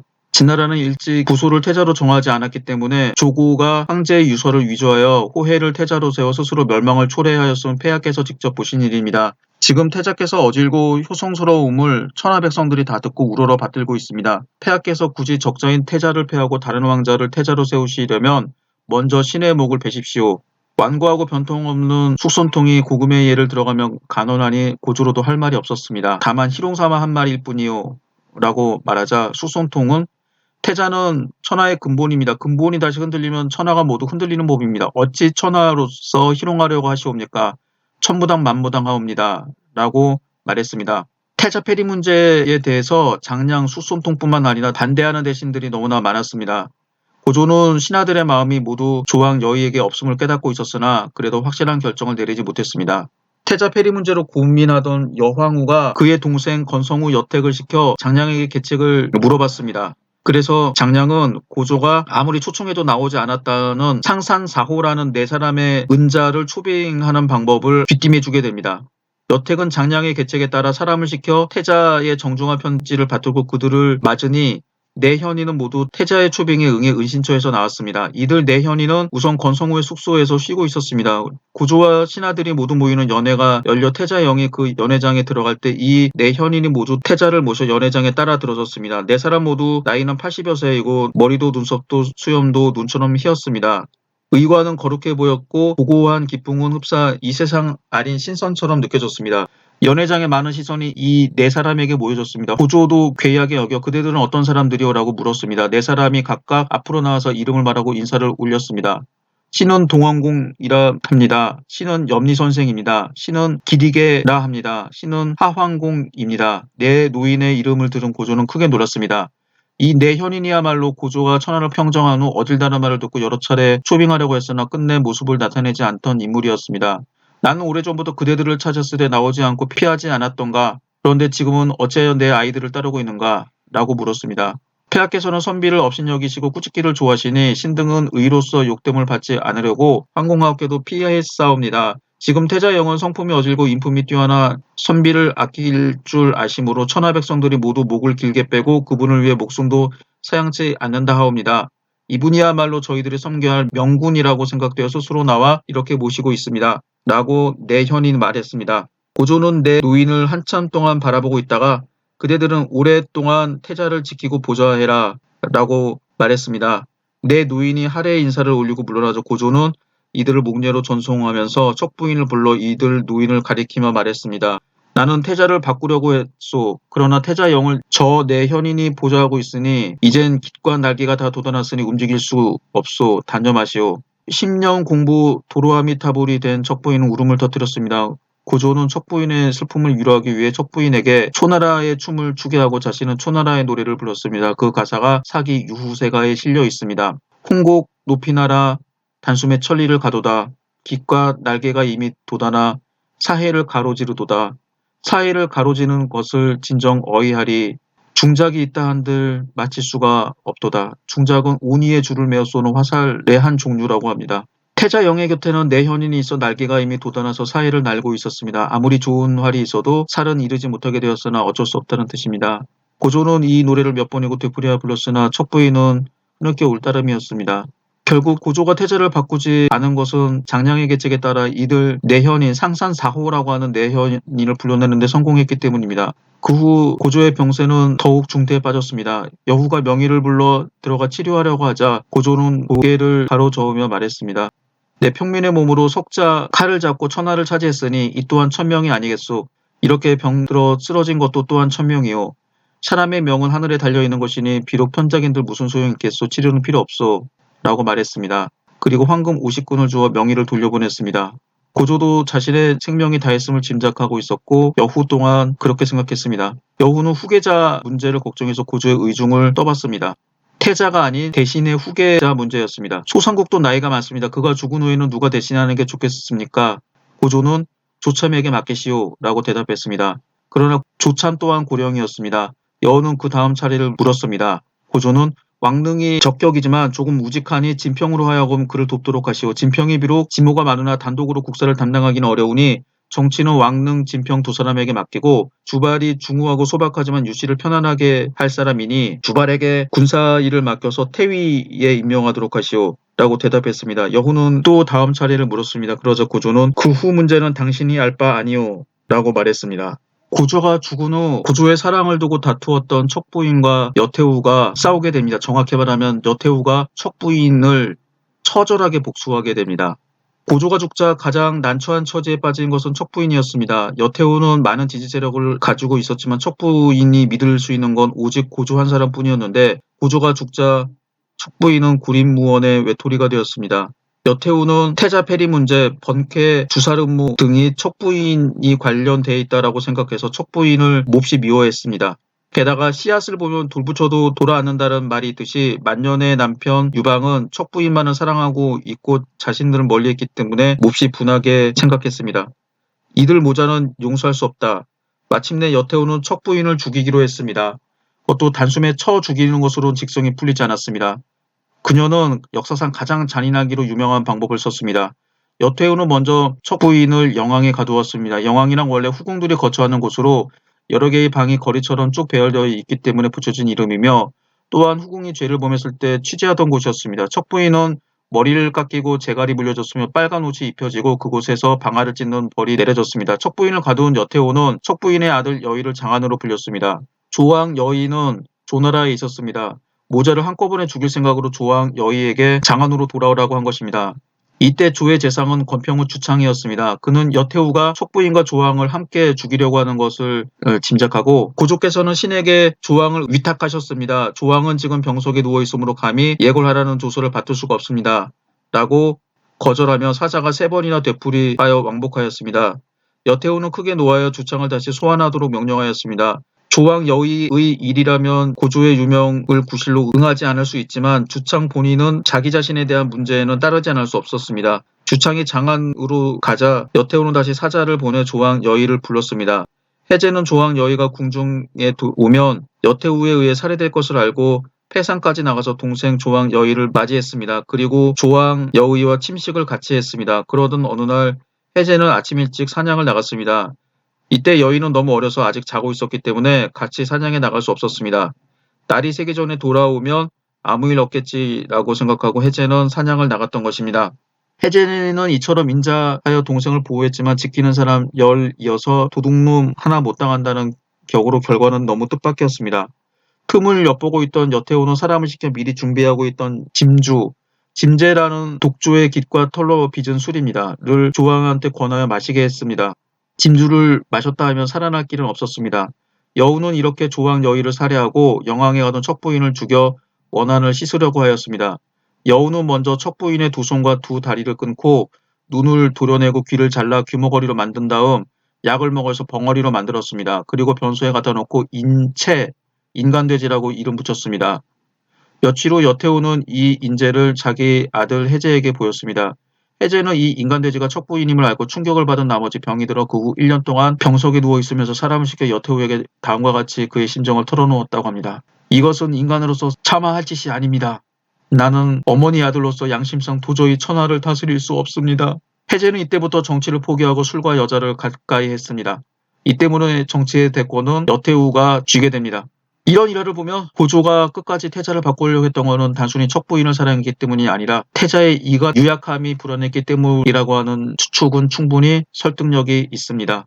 이런 여성들의 치정 싸움에는 잔인했던 여태우였지만 정치를 잘했다라고 합니다. 태사궁 왈 효해 황제와 고후 시절에는 백성들은 전국시대의 고통으로부터 벗어날 수 있었으며 군실은 모두 무위의 경지에서 안식하려고 하였다. 그러므로 해제는 팔짱만 끼고 아무 일도 하지 않았고 고후가 여성으로서 황제의 직권을 대행하여 모든 정치가 방안에서 이루어졌지만 천하가 태평하고 안락했다.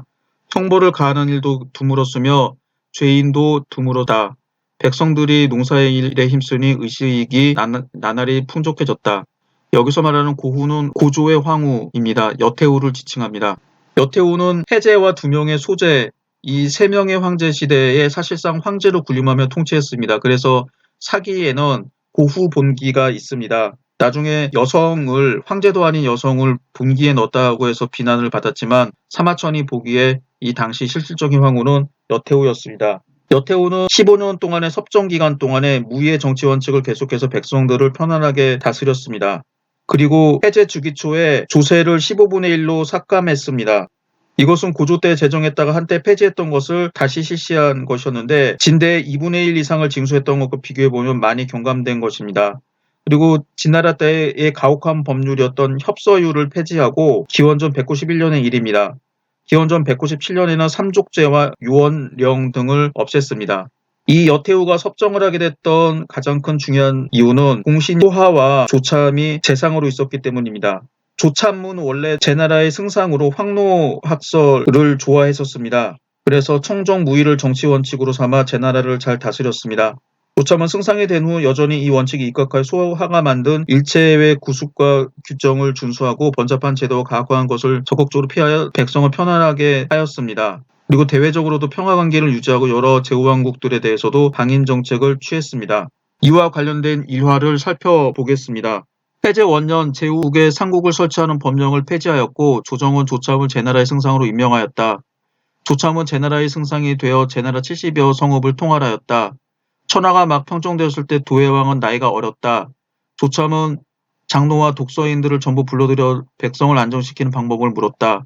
제나라에는 원래 100명을 헤아리는 유생이 있어 여러 설이 분분하니 조참은 어떻게 결정해야 할지 몰랐다. 조참은 교서에 살고 있었던 계공이라고 하는 사람이 황노학설에 정통하다는 말을 듣고 후한 예물을 보내 그를 오게 하였다. 이윽고 계공을 만나니 계공은 그에게 국가를 다스리는 가장 좋은 방법은 청정무의이며 그렇게 하면 백성들은 저절로 안정됩니다. 라고 말하였다. 계공은 이것을 유추하여 이 방면의 이치를 모두 말하였다.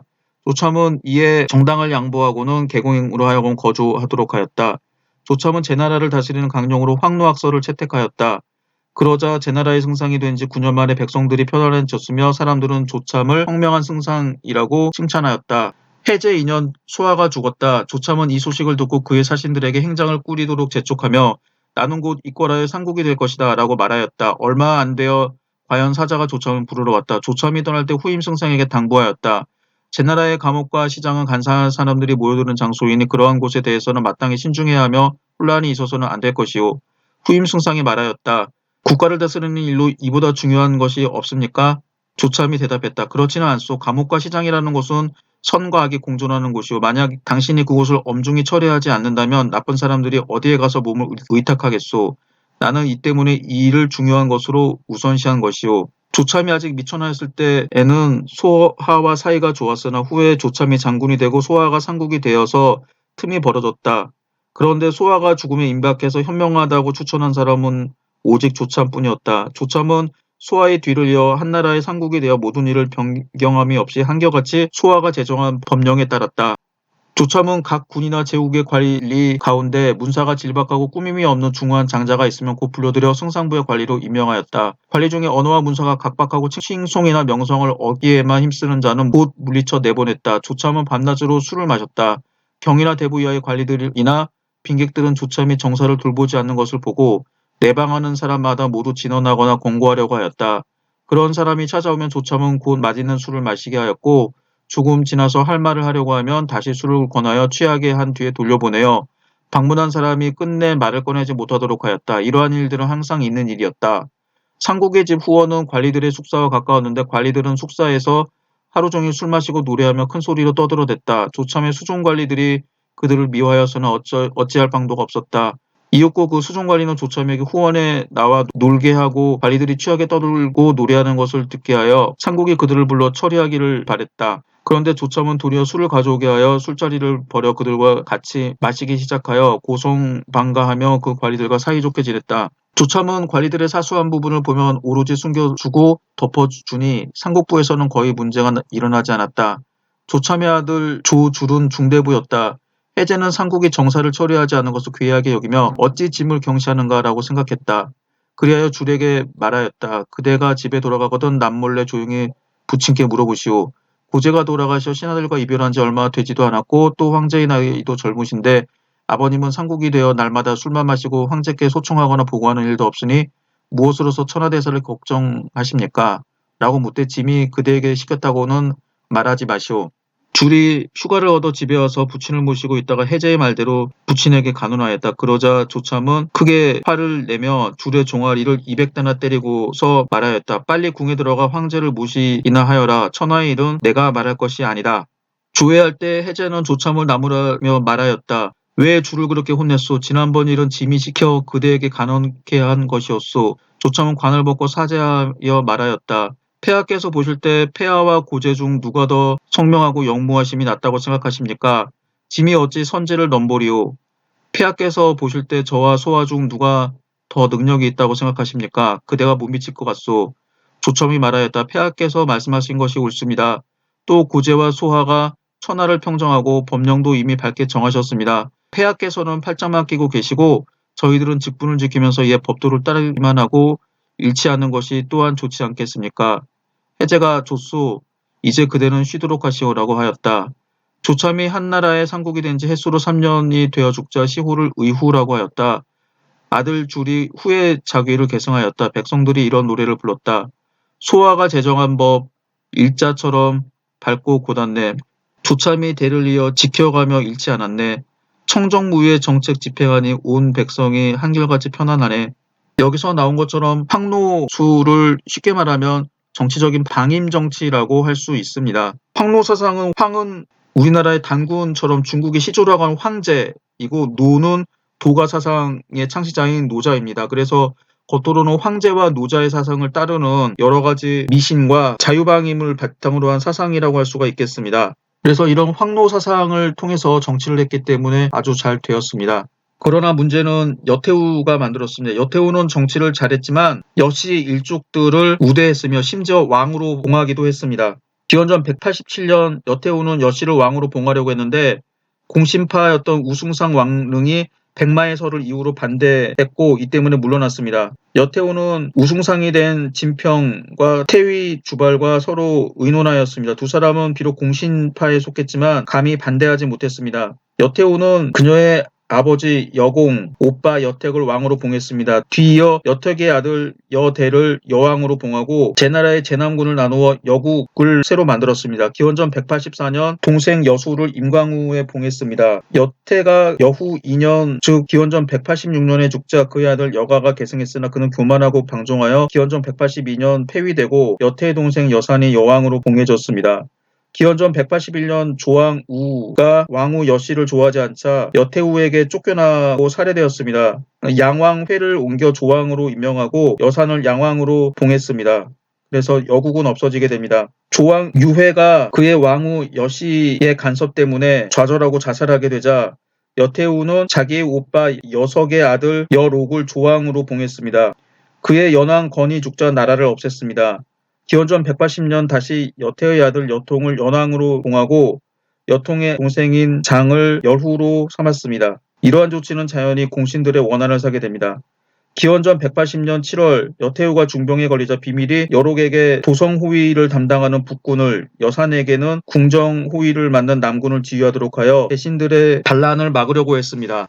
그달에 여태우가 죽자 유조를 내려 여산을 상국 여록의 딸을 소제홍의 황후로 삼았습니다. 여태우는 생전에 몇몇 여씨 딸을 유씨 제왕들에게 출가시켰고 유명으로 여씨의 딸을 황후로 삼았는데 여태우의 목적은 유씨와 여씨가 함께 천하를 통치하는 것이었지 여씨가 유씨를 대신하려는 의사는 없었습니다. 과연 공신들이 그렇게 생각했을까요? 한편 공신파는 일찍이 여씨들을 적시하였는데 여후 말기에 공신파 진평과 주발은 서로 긴밀히 협력하여 여씨들에 대한 방비를 철저히 하고 있었습니다. 그 밖에 그들은 여씨에 대하여 격렬히 반대하고 있는 종실인 주어우 유장과 연합했습니다. 유장은 제왕 유비의 아들로 당시 제왕인 유양의 동생이며 여록의 사위이기도 했습니다. 그는 여씨들을 제거하고 그의 형을 황제로 옹립하려고 했습니다. 여태우가 죽자 정세가 크게 바뀌었습니다. 먼저 여씨토부를 명분으로 제에서 군대를 일으켰습니다. 여사는 또 다른 공신인 관영을 보내 이들을 맡게 하였으나 관영은 비밀리 제와 연합하여 제왕에게 돌아가 기회를 보도록 하고 그 자신은 평양에 머물면서 전진하지 않나 여씨를 위협하는 형세가 되었습니다. 6월에 진평 등은 여산 여록을 속여 남군과 북군을 떠나게 하고 주발이 북군을 지휘하였습니다. 이들은 여씨를 제거하여 남녀노소 모두 죽이게 됩니다. 정변에 성공한 후 공신들은 소재홍과 효태제의 봉투를 받았던 몇몇 아들들이 실제로는 여씨가 다른 사람의 아들들을 취하여 세운 것이므로 모두 유씨의 아들이 아니었기 때문에 또 그들이 여씨를 위해서 복수할까 두려워하여 다른 황제를 세우도록 결정했습니다. 당시 제왕 양이 고조의 장손으로 제위에 오르려고 무척 노력하였으나 공신들은 그의 장인인 사균의 형포가 두려워 고조의 서자인 대왕 항을 맞아들였습니다. 대왕 항은 사람됨이 어질고 효성스러웠으며 또 관후하였으며 모가인 박씨도 근신하고 착하였습니다. 9월 말에 대왕이 장안으로 와서 즉위하여 문제가 되었습니다. 이 이후 즉위한 문제와 문제 아들 경제시대 때에는 천하가 태평했다라고 합니다. 그래서 문경지치라고 해서 문제와 경제 시기의 태평지치를 지칭하는 용어가 되었습니다.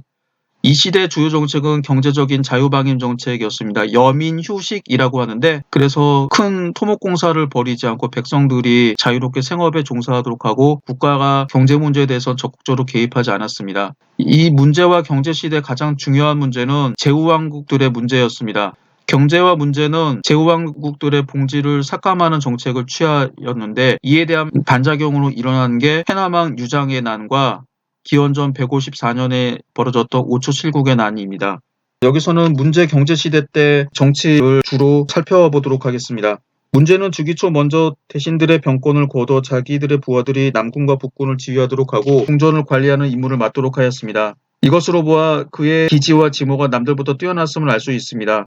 그 밖에 문제는 많은 미덕을 가지고 있었습니다.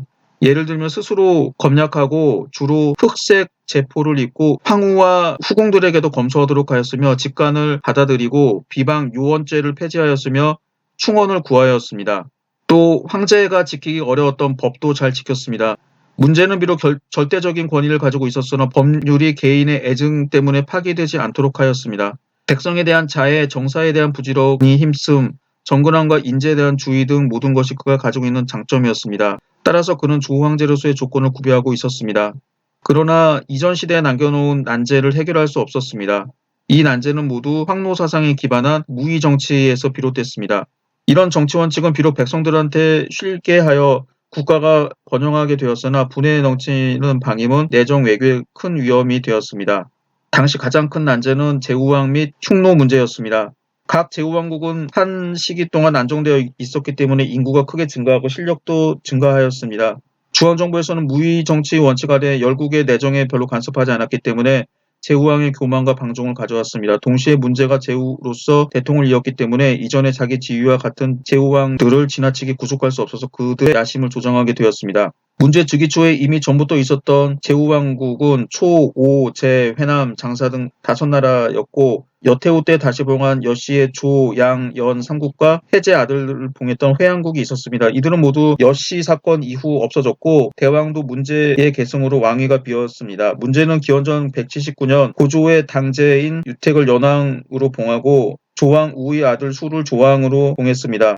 기원전 178년 다시 조를 나누어 조왕 우의 작은 아들 벽광을 하간왕, 제의 지역을 나누어 주허우 유장을 성양왕, 유장의 동생 흥거를 제부광으로 봉했습니다. 유택은 일찍이 대신들과 의논하여 문제를 즉위시키는데 유장과 유흥거는 여씨들을 토벌하는 데 공이 있어 세 사람이 모두 왕으로 임명되었습니다. 그의 문제는 아들인 무를 대왕으로 삼고 참을 태원왕, 읍을 양왕으로 봉하였습니다. 그러므로 문제 초년의 종실 제후왕국은 이미 10개로 늘어났고 관동 지역은 모두 그들의 소유가 되었습니다. 제왕 가운데 중앙정부의 교만 방자 불법을 저질러 적대감을 품은 자도 있었습니다. 회남왕 장, 문제의 배다른 동생입니다. 회남왕 장은 문제를 가리켜 큰형이라고 부르고 대신들을 살해하기도 했으며 스스로 법령을 만들기도 했습니다. 문제는 그를 우대하였으나 여전히 회남왕 장은 더욱 교만했습니다. 제부강 흥거는 봉지가 너무 작은 것을 불만을 여기고 기원전 177년 반란을 일으켰으나 문제가 평정한 후 나라를 군으로 폐하였습니다. 제후왕국 가운데 가장 부강한 나라는 오나라로 3군 53성을 다스리고 있었습니다. 오나라의 동쪽 경계는 바다까지 이르며 영토 안에서는 구리가 생산되었습니다. 오왕비는 소금을 굽고 동전도 만들었으므로 국가의 재정이 부유하고 풍족했습니다. 오왕비는 천하의 망명객들을 모아 불계를 도모했습니다. 한나라 내부에서 오왕비는 중앙정부의 최대 적대 세력이라고 할 수 있어서 문제는 비록 그에 대해서 합당한 방법을 취할 수 있었으나 방치하여 잠재적인 위기를 해소하지 못했습니다. 당시 중앙정부와 제후왕국의 대립은 엄연히 전국시대의 진나라와 육국의 형세를 다시 연출하게 되었습니다. 이 밖에 심각한 문제는 흉노 등 이민족 문제였습니다. 한나라 인근에는 북쪽에 흉노, 동쪽에 조선, 남쪽에 동월, 민월, 남월이 있었는데 흉노를 제외하고 모두 한의 조공국이었습니다. 흉노에 대해서 한나라는 건국 초부터 굴욕적이었습니다. 한고조 유방은 기원전 200년 흉노를 토벌했으나 정군이 거의 패하였고 이후 한나라는 화친을 맺어서 여자나 비단, 옥 등을 줌으로써 그들과 공존했는데 이를 화친이라고 합니다. 이런 정책은 문제 때에도 여전히 준수되었으나 흉노는 항상 변방을 침입했습니다. 한은 내부 문제를 아직 해결할 수 없었기 때문에 흉노에 대해서 결코 대규모 전쟁을 일으킬 수 없었습니다. 그러므로 피동적으로 수세적인 위치에 있었습니다. 이 밖에 사회적으로 진대의 세력을 중시하고 리를 숭상하는 유풍이 그대로 있었고 제도상 진대의 불합리한 점이 많이 남아 있었습니다. 특히 법률상 비록 가혹한 약강의 조문을 제거했으나 아직도 그런 조문이 많이 남아 있었습니다. 문제는 이런 것들도 개혁할 수 없었습니다. 문제는 개혁에 찬성했으나 그 이전 시대가 그에게 남겨준 유산이 너무나 무거워 돌볼 틈이 없었고 조정에서는 수구 세력과 한초 일의 황노 사상도 그의 개혁을 방해했습니다. 그러나 그는 이런 문제가 결코 중요한 바를 모르는 바는 아니었습니다. 이때 등장했던 게 개혁가 가의입니다. 전환시대 낙양은 하나의 큰 상업도시였으며 한편 많은 인재가 배출되었는데 가의가 그중 한 사람이었습니다. 가의는 문제시대의 정치 사회면에 있어서 많은 병폐를 개혁하려고 하는 개혁안을 제출하였습니다. 이 건의는 한해 건국대강이라고 할 수 있는데 문제 및 그 이후에 서서히 실현되고 마침내 나라의 모습을 바꾸어 명실상부한 새로운 세상을 시대를 이룩하게 됩니다. 가의의 사상은 육아의 영향을 받았으나 법과 색채도 일부 가지고 있었습니다. 그는 어려서 정의 오공을 따랐는데 오공은 이사에게서 배운 사람이었습니다. 그의 법과 사상은 스승이었던 오공의 가르침을 이어받은 것일 것입니다. 문제 즉위 초 오공의 추천으로 박사에 임명되었습니다. 그때 그의 나이 불과 20여 세였습니다. 그리고 문제의 인정을 받아 1년 만에 태종대부로 승진했습니다. 그가 태종대부에 재직할 때 문제에게 제도 건의를 해서 진법을 바꿨습니다. 그의 개혁 건의안을 보면 정삭을 고치고 복색을 바꾸며 관명을 정하고 예약을 일으키는 것이었습니다. 문제는 가의의 개혁안을 모두 받아들이지는 않았으나 법령의 일부를 개정했습니다. 문제는 그를 공경에 임명하려고 했으나 개국공신이었던 주발, 관영, 장상여, 풍경 등이 모두 반대했습니다. 문제는 부득이 기원전 176년 그를 외지로 보내 장사왕의 태부로 삼았다가 기원전 174년 양왕의 태부로 옮기게 합니다. 가의는 그해 즉 기원전 174년 소위 치안책을 건의했습니다. 가의는 단순히 구제도의 조문뿐만 아니라 그 정신까지 개혁하기를 주장했습니다. 내정 반면의 최대 문제는 제후왕국 문제였는데 그는 상소 가운데 이 점을 가장 상세하게 말하고 있습니다. 그는 제후왕의 불법은 오직 제후왕의 강대원과 실력 때문에 생겼다고 생각했습니다. 그래서 제후국을 몇 개의 소제후국으로 분리시켜 중앙정부와 대항하지 못하게 하는 소위 중건제후론을 주장했습니다.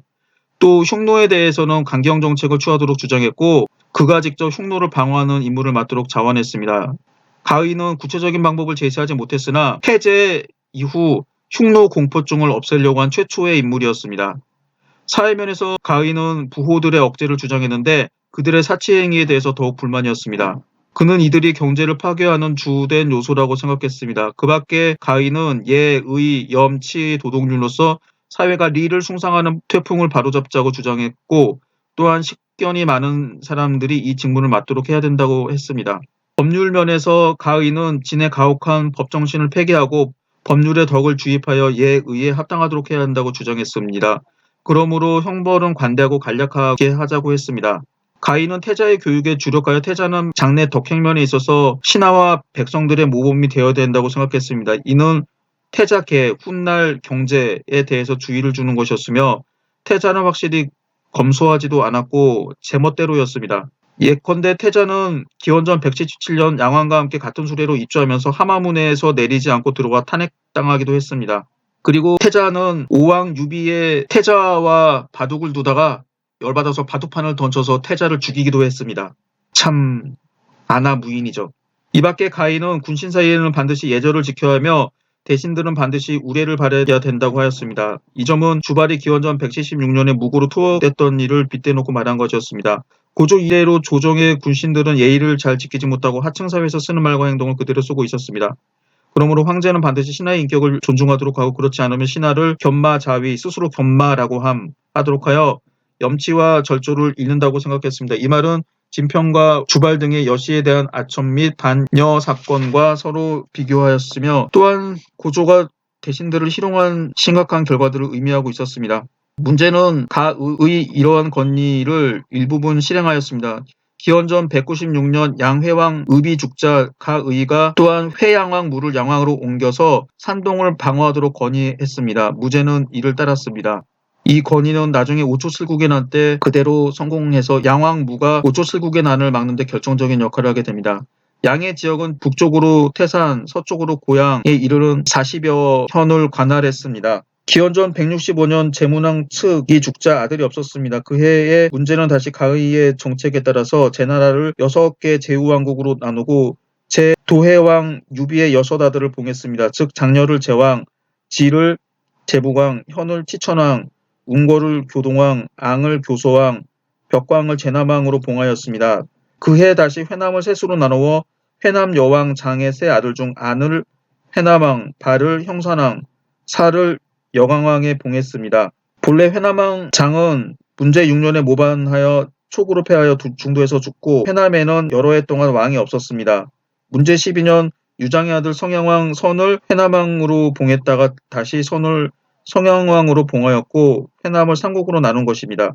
이밖에 문제는 신하의 예절 방면에 대해서도 많은 것을 개선했습니다. 즉 가의의 상소 후에 대신은 죄를 짓게 되면 자살하도록 하고 처형하지는 않았습니다. 그 밖의 부분에서 개혁은 문제 이후의 일이었습니다. 조조는 가의를 계승해서 나타난 정치개혁가입니다. 영천군 사람이었습니다. 어려서 신상 즉 신부례와 상항의 형명 즉 법가 사상을 배웠고 복생에게서 상서를 배워 육아와 법가의 학문을 겸하였습니다. 이는 가의와 비슷했습니다. 문제 때 태자가령이 되어 태자계의 신임을 받았습니다. 기원전 169년 조조는 흉노와 중국의 전술의 장단점을 논하는 상서를 올려 대단히 칭송을 받았습니다. 그는 또한 백성들을 변방으로 이주시켜 흉노를 막도록 건의했습니다. 그 다음에 다시 백성들한테 자귀를 주어 변방에까지 식량을 수송하도록 장려하여 변방의 군량으로 충동하도록 건의하자 문제가 이를 받아들였습니다. 이것은 일본 학자들이 납속 수작제라고 하는데 임용고사에 출제된 적이 있습니다. 기원전 157년 문제가 죽고 태자계가 즉위하였습니다. 이 사람이 경제입니다. 경제는 조조를 좌내사로 삼아 항상 국정을 함께 결정하고 그의 말은 듣지 않는 것이 없었습니다. 당시 정치상의 최대 난제는 역시 제후왕국의 통제 문제였습니다. 이 문제에 있어서 조조는 강력한 제후왕국의 영토 삭감 정책을 취하도록 건의하여 수시로 기회만 있으면 구실을 붙여 제후왕들의 여러 군두를 없애려고 하였습니다. 조조는 조만간에 큰 정변이 일어날 것을 예측하고 있었으므로 영토 삭감 정책으로 제후왕들을 억압하면 반드시 반란을 일으키게 되어 쉽게 평정할 수 있으나 그들이 준비를 잘 하도록 기다리게 되면 정세는 더욱 수습하기 어려울 것이라고 생각했습니다. 문제 때 오왕 비가 오태자 사망 사건으로 칭병하고 입조하지 않았으므로 조조는 즉시 오나라 땅을 줄이고 처벌할 것을 건의했으나 문제는 듣지 않았습니다. 오왕 비는 이때부터 더욱 강력해진 국력을 믿고 횡포스러웠으므로 경제 때 다시 이 방법을 제안하게 됩니다. 당시 조정대 신들 가운데 대부분 반대하지 못했으나 오직 외척 두영만이 반대했는데 실은 두영의 문계 가운데 원앙이란 자가 조조와 원한이 있었으며 두영과 원앙 두 사람은 모두 오의 승상을 역임하였습니다. 그리고 원앙은 오왕비의 뇌물을 받은 적도 있었습니다. 그러나 이 두 사람이 오왕비와 결탁했는지는 알 수 없습니다. 경제는 조조의 정책을 지지하여 경제 3년 기원전 154년 이 정책을 시행하기 시작했습니다. 이때 조조는 어사대부로 승진되어 이 정책의 추진자가 되었습니다. 이에 한 조정은 서로 다른 제목으로 초나라의 동해군, 조의 상산군과 교서의 육현을 삭감하고 오의 광릉군과 예장군을 없애도록 하였습니다. 당시 광릉군은 소금산지였고 예장군은 구리산지였으므로 오나라의 두 가지 가장 재정 큰 수입원을 없애도록 한 것입니다. 이에 열받은 오왕비는 마침내 광릉에서 군대를 일으켰습니다. 그는 먼저 교소왕 앙, 초왕 무, 조왕 수, 제남왕 벽광, 시천왕 현, 교동왕 웅과와 서로 약속하고 이들이 일제히 기병하여 호응하였는데 조조를 토벌하여 죽이자는 것을 명분으로 내세웠습니다. 이밖에 제왕 장녀도 먼저 오와 모의했다가 뒤에 후회하였고 제부광 지와 회남왕 안은 조정관리에 의해서 잡혀가 군대를 일으킬 수 없었습니다. 또 여강 평산 같은 나라는 한 조정에 충실했으나 방어만 할 뿐이었고 양만이 이 반란을 평정하는 주력이 되었습니다. 오왕비는 후에 회수를 건너 북쪽으로 올라가 초병과 연합하여 양을 공격했습니다. 양군은 이를 맞서 싸웠으나 크게 패하여 수양으로 물러났습니다. 조정에서는 주하부, 주발의 아들입니다. 를 태위로 삼아 오초를 격파하도록 하였으며 역기 남포에게 조제를 각각 공격하게 하고 부영을 대장군으로 삼아 형양에 주둔하여 지키도록 하였습니다. 그러나 오초의 병세가 대단히 컸으므로 경제도 잠못 당황하였습니다. 이를 틈타 평소에 조조와 사이가 좋지 않았던 원앙이 조조를 벌 주어 죽여 제후의 기병을 막게 하자는 계책을 헌상하였습니다. 이에 경제는 조조를 죽인 후 원앙을 오초에 파견하여 휴전을 도모했습니다. 그러나 오왕비는 여러 해를 두고 모반을 준비했기 때문에 쉽게 강화하려고 하지 않았습니다. 화의가 실패로 돌아간 후에야 경제는 이를 토벌하려고 결심했습니다. 오왕비는 양을 계속 공격하였으나 양왕무가 수양을 견고하게 지켰으므로 오초의 20만 대군이 수양 포위에 투입되어 감히 서쪽으로 진군하지 못했습니다. 이때 주하부는 낙양에 도착한 후 양국을 구원하지 않고 창읍으로 가서 머물렀으며 한편으로 경기병으로 오초의 보급로를 끊었습니다. 이때 오초는 양이 함락되지 않자 감히 서쪽으로 진군하지 못하고 주하부의 군대를 공격했으나 주하부의 군대는 견고하게 수비할 뿐 응전치 않아 양식이 다 떨어진 오초의 군대가 스스로 퇴군하게 되었습니다. 한나라 군대는 급히 추격하여 이들을 격파하자 초왕무는 자살하고 오왕비는 군대를 버리고 남쪽 동구로 도망갔다가 동구 사람들에 의해 살해되었습니다. 그 밖에 여러 나라가 차례로 평정되었습니다. 이 전라는 전후 3개월 만에 비로소 평정되었습니다. 오초 7국에 난 이후 한해 조정은 이 기회를 이용하여 제후왕국의 내부를 크게 정리하여 제후왕의 친정을 금하고 중요 관리는 중앙에서 임명하도록 규정하였고 또 왕국의 관리들도 크게 줄였습니다. 예를 들면 승상을 상으로 계층하고 중내의 어사대부, 정의, 소부, 종정, 박사 등의 관직은 전부 다 없앴으며 없애지 않은 기관에서도 대폭 감원하였습니다.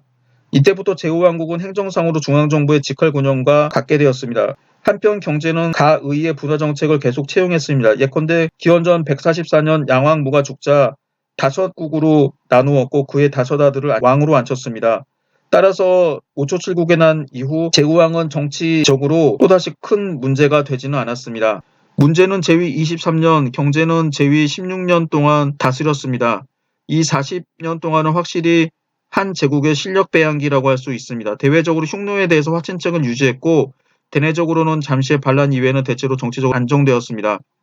그리고 정치는 크게 발전되어 제후왕국의 문제는 이 기간 동안에 모두 해결되었습니다. 무제가 즉위할 때는 한 제국은 내부에서 큰 문제가 없이 밖으로 주의를 돌릴 수 있었습니다. 무제는 수십 년 동안 배양해왔던 국력을 바탕으로 강토를 넓혀서 큰 업적을 남겼습니다. 이를 보면 문제와 경제 시기의 치세는 훌륭하다고 볼 수 있습니다. 지금 보시는 사진은 한 경제의 양릉입니다. 지금 보시고 있는 사람 모양은 진흙으로 사람 모양을 만든 것입니다. 이런 거를 도용이라고 하고 진시황제의 병마용보다는 규모가 작긴 합니다. 그런데 이 사람들을 보게 되면 다 옷을 벗고 있죠. 옷을 벗고 있는데 실제로는 옷을 입고 있었다라고 합니다. 아마도 비단으로 만든 옷을 입고 있었는데 지하에 있다 보니까 비단은 썩어 없어지게 되고 사람의 몸통만 남게 된 거죠. 여기서 보시면 아시겠지만 비단으로 감쌌다고 해서 몸을 대충 만든 게 아니라 사람의 모습 그대로 만들었습니다. 남자와 여성들의 모습이 적나라하게 잘 조각되었죠. 지금 보시고 있는 거는 양릉에서 출토된 찻잎 표본입니다. 양릉을 견학 갔을 때 가장 놀라웠던 것 중에 한 가지가 차입니다. 이 차는 중국 사람들이 지금 차를 평상생활에서도 잘 마시고 있는데 차가 본격적으로 음료가 됐던 거는 당나라 이후라고 합니다. 그런데 아마도 이때 경제는 중국 남부 지역에 있었던 지역에서 생산이 됐던 차를 가지고 왔던 것 같습니다. 그리고 이 능에서 출토가 됐던 그 해산물이 있는데 이 해산물, 물고기나 이런 것들이 지금의 강소송 일대에 해당하는 아주 먼 지역에서 잡았던 물고기가 양릉에 함께 부장되었습니다. 경제가 이런 해산물을 좋아했는지 그리고 차를 좋아했는지는 알 수 없으나 아마도 전국에서 각지에 있었던 특산물을 바쳤고 이 특산물 중에 일부를 경제의 능에다 묻었던 것으로 추정이 됩니다. 이상으로써 한초의 정치에 대해서 살펴보았습니다. 다음에 이어서 무제시대와 그 이후의 한 전한 후반기 정치에 대해 살펴보도록 하겠습니다.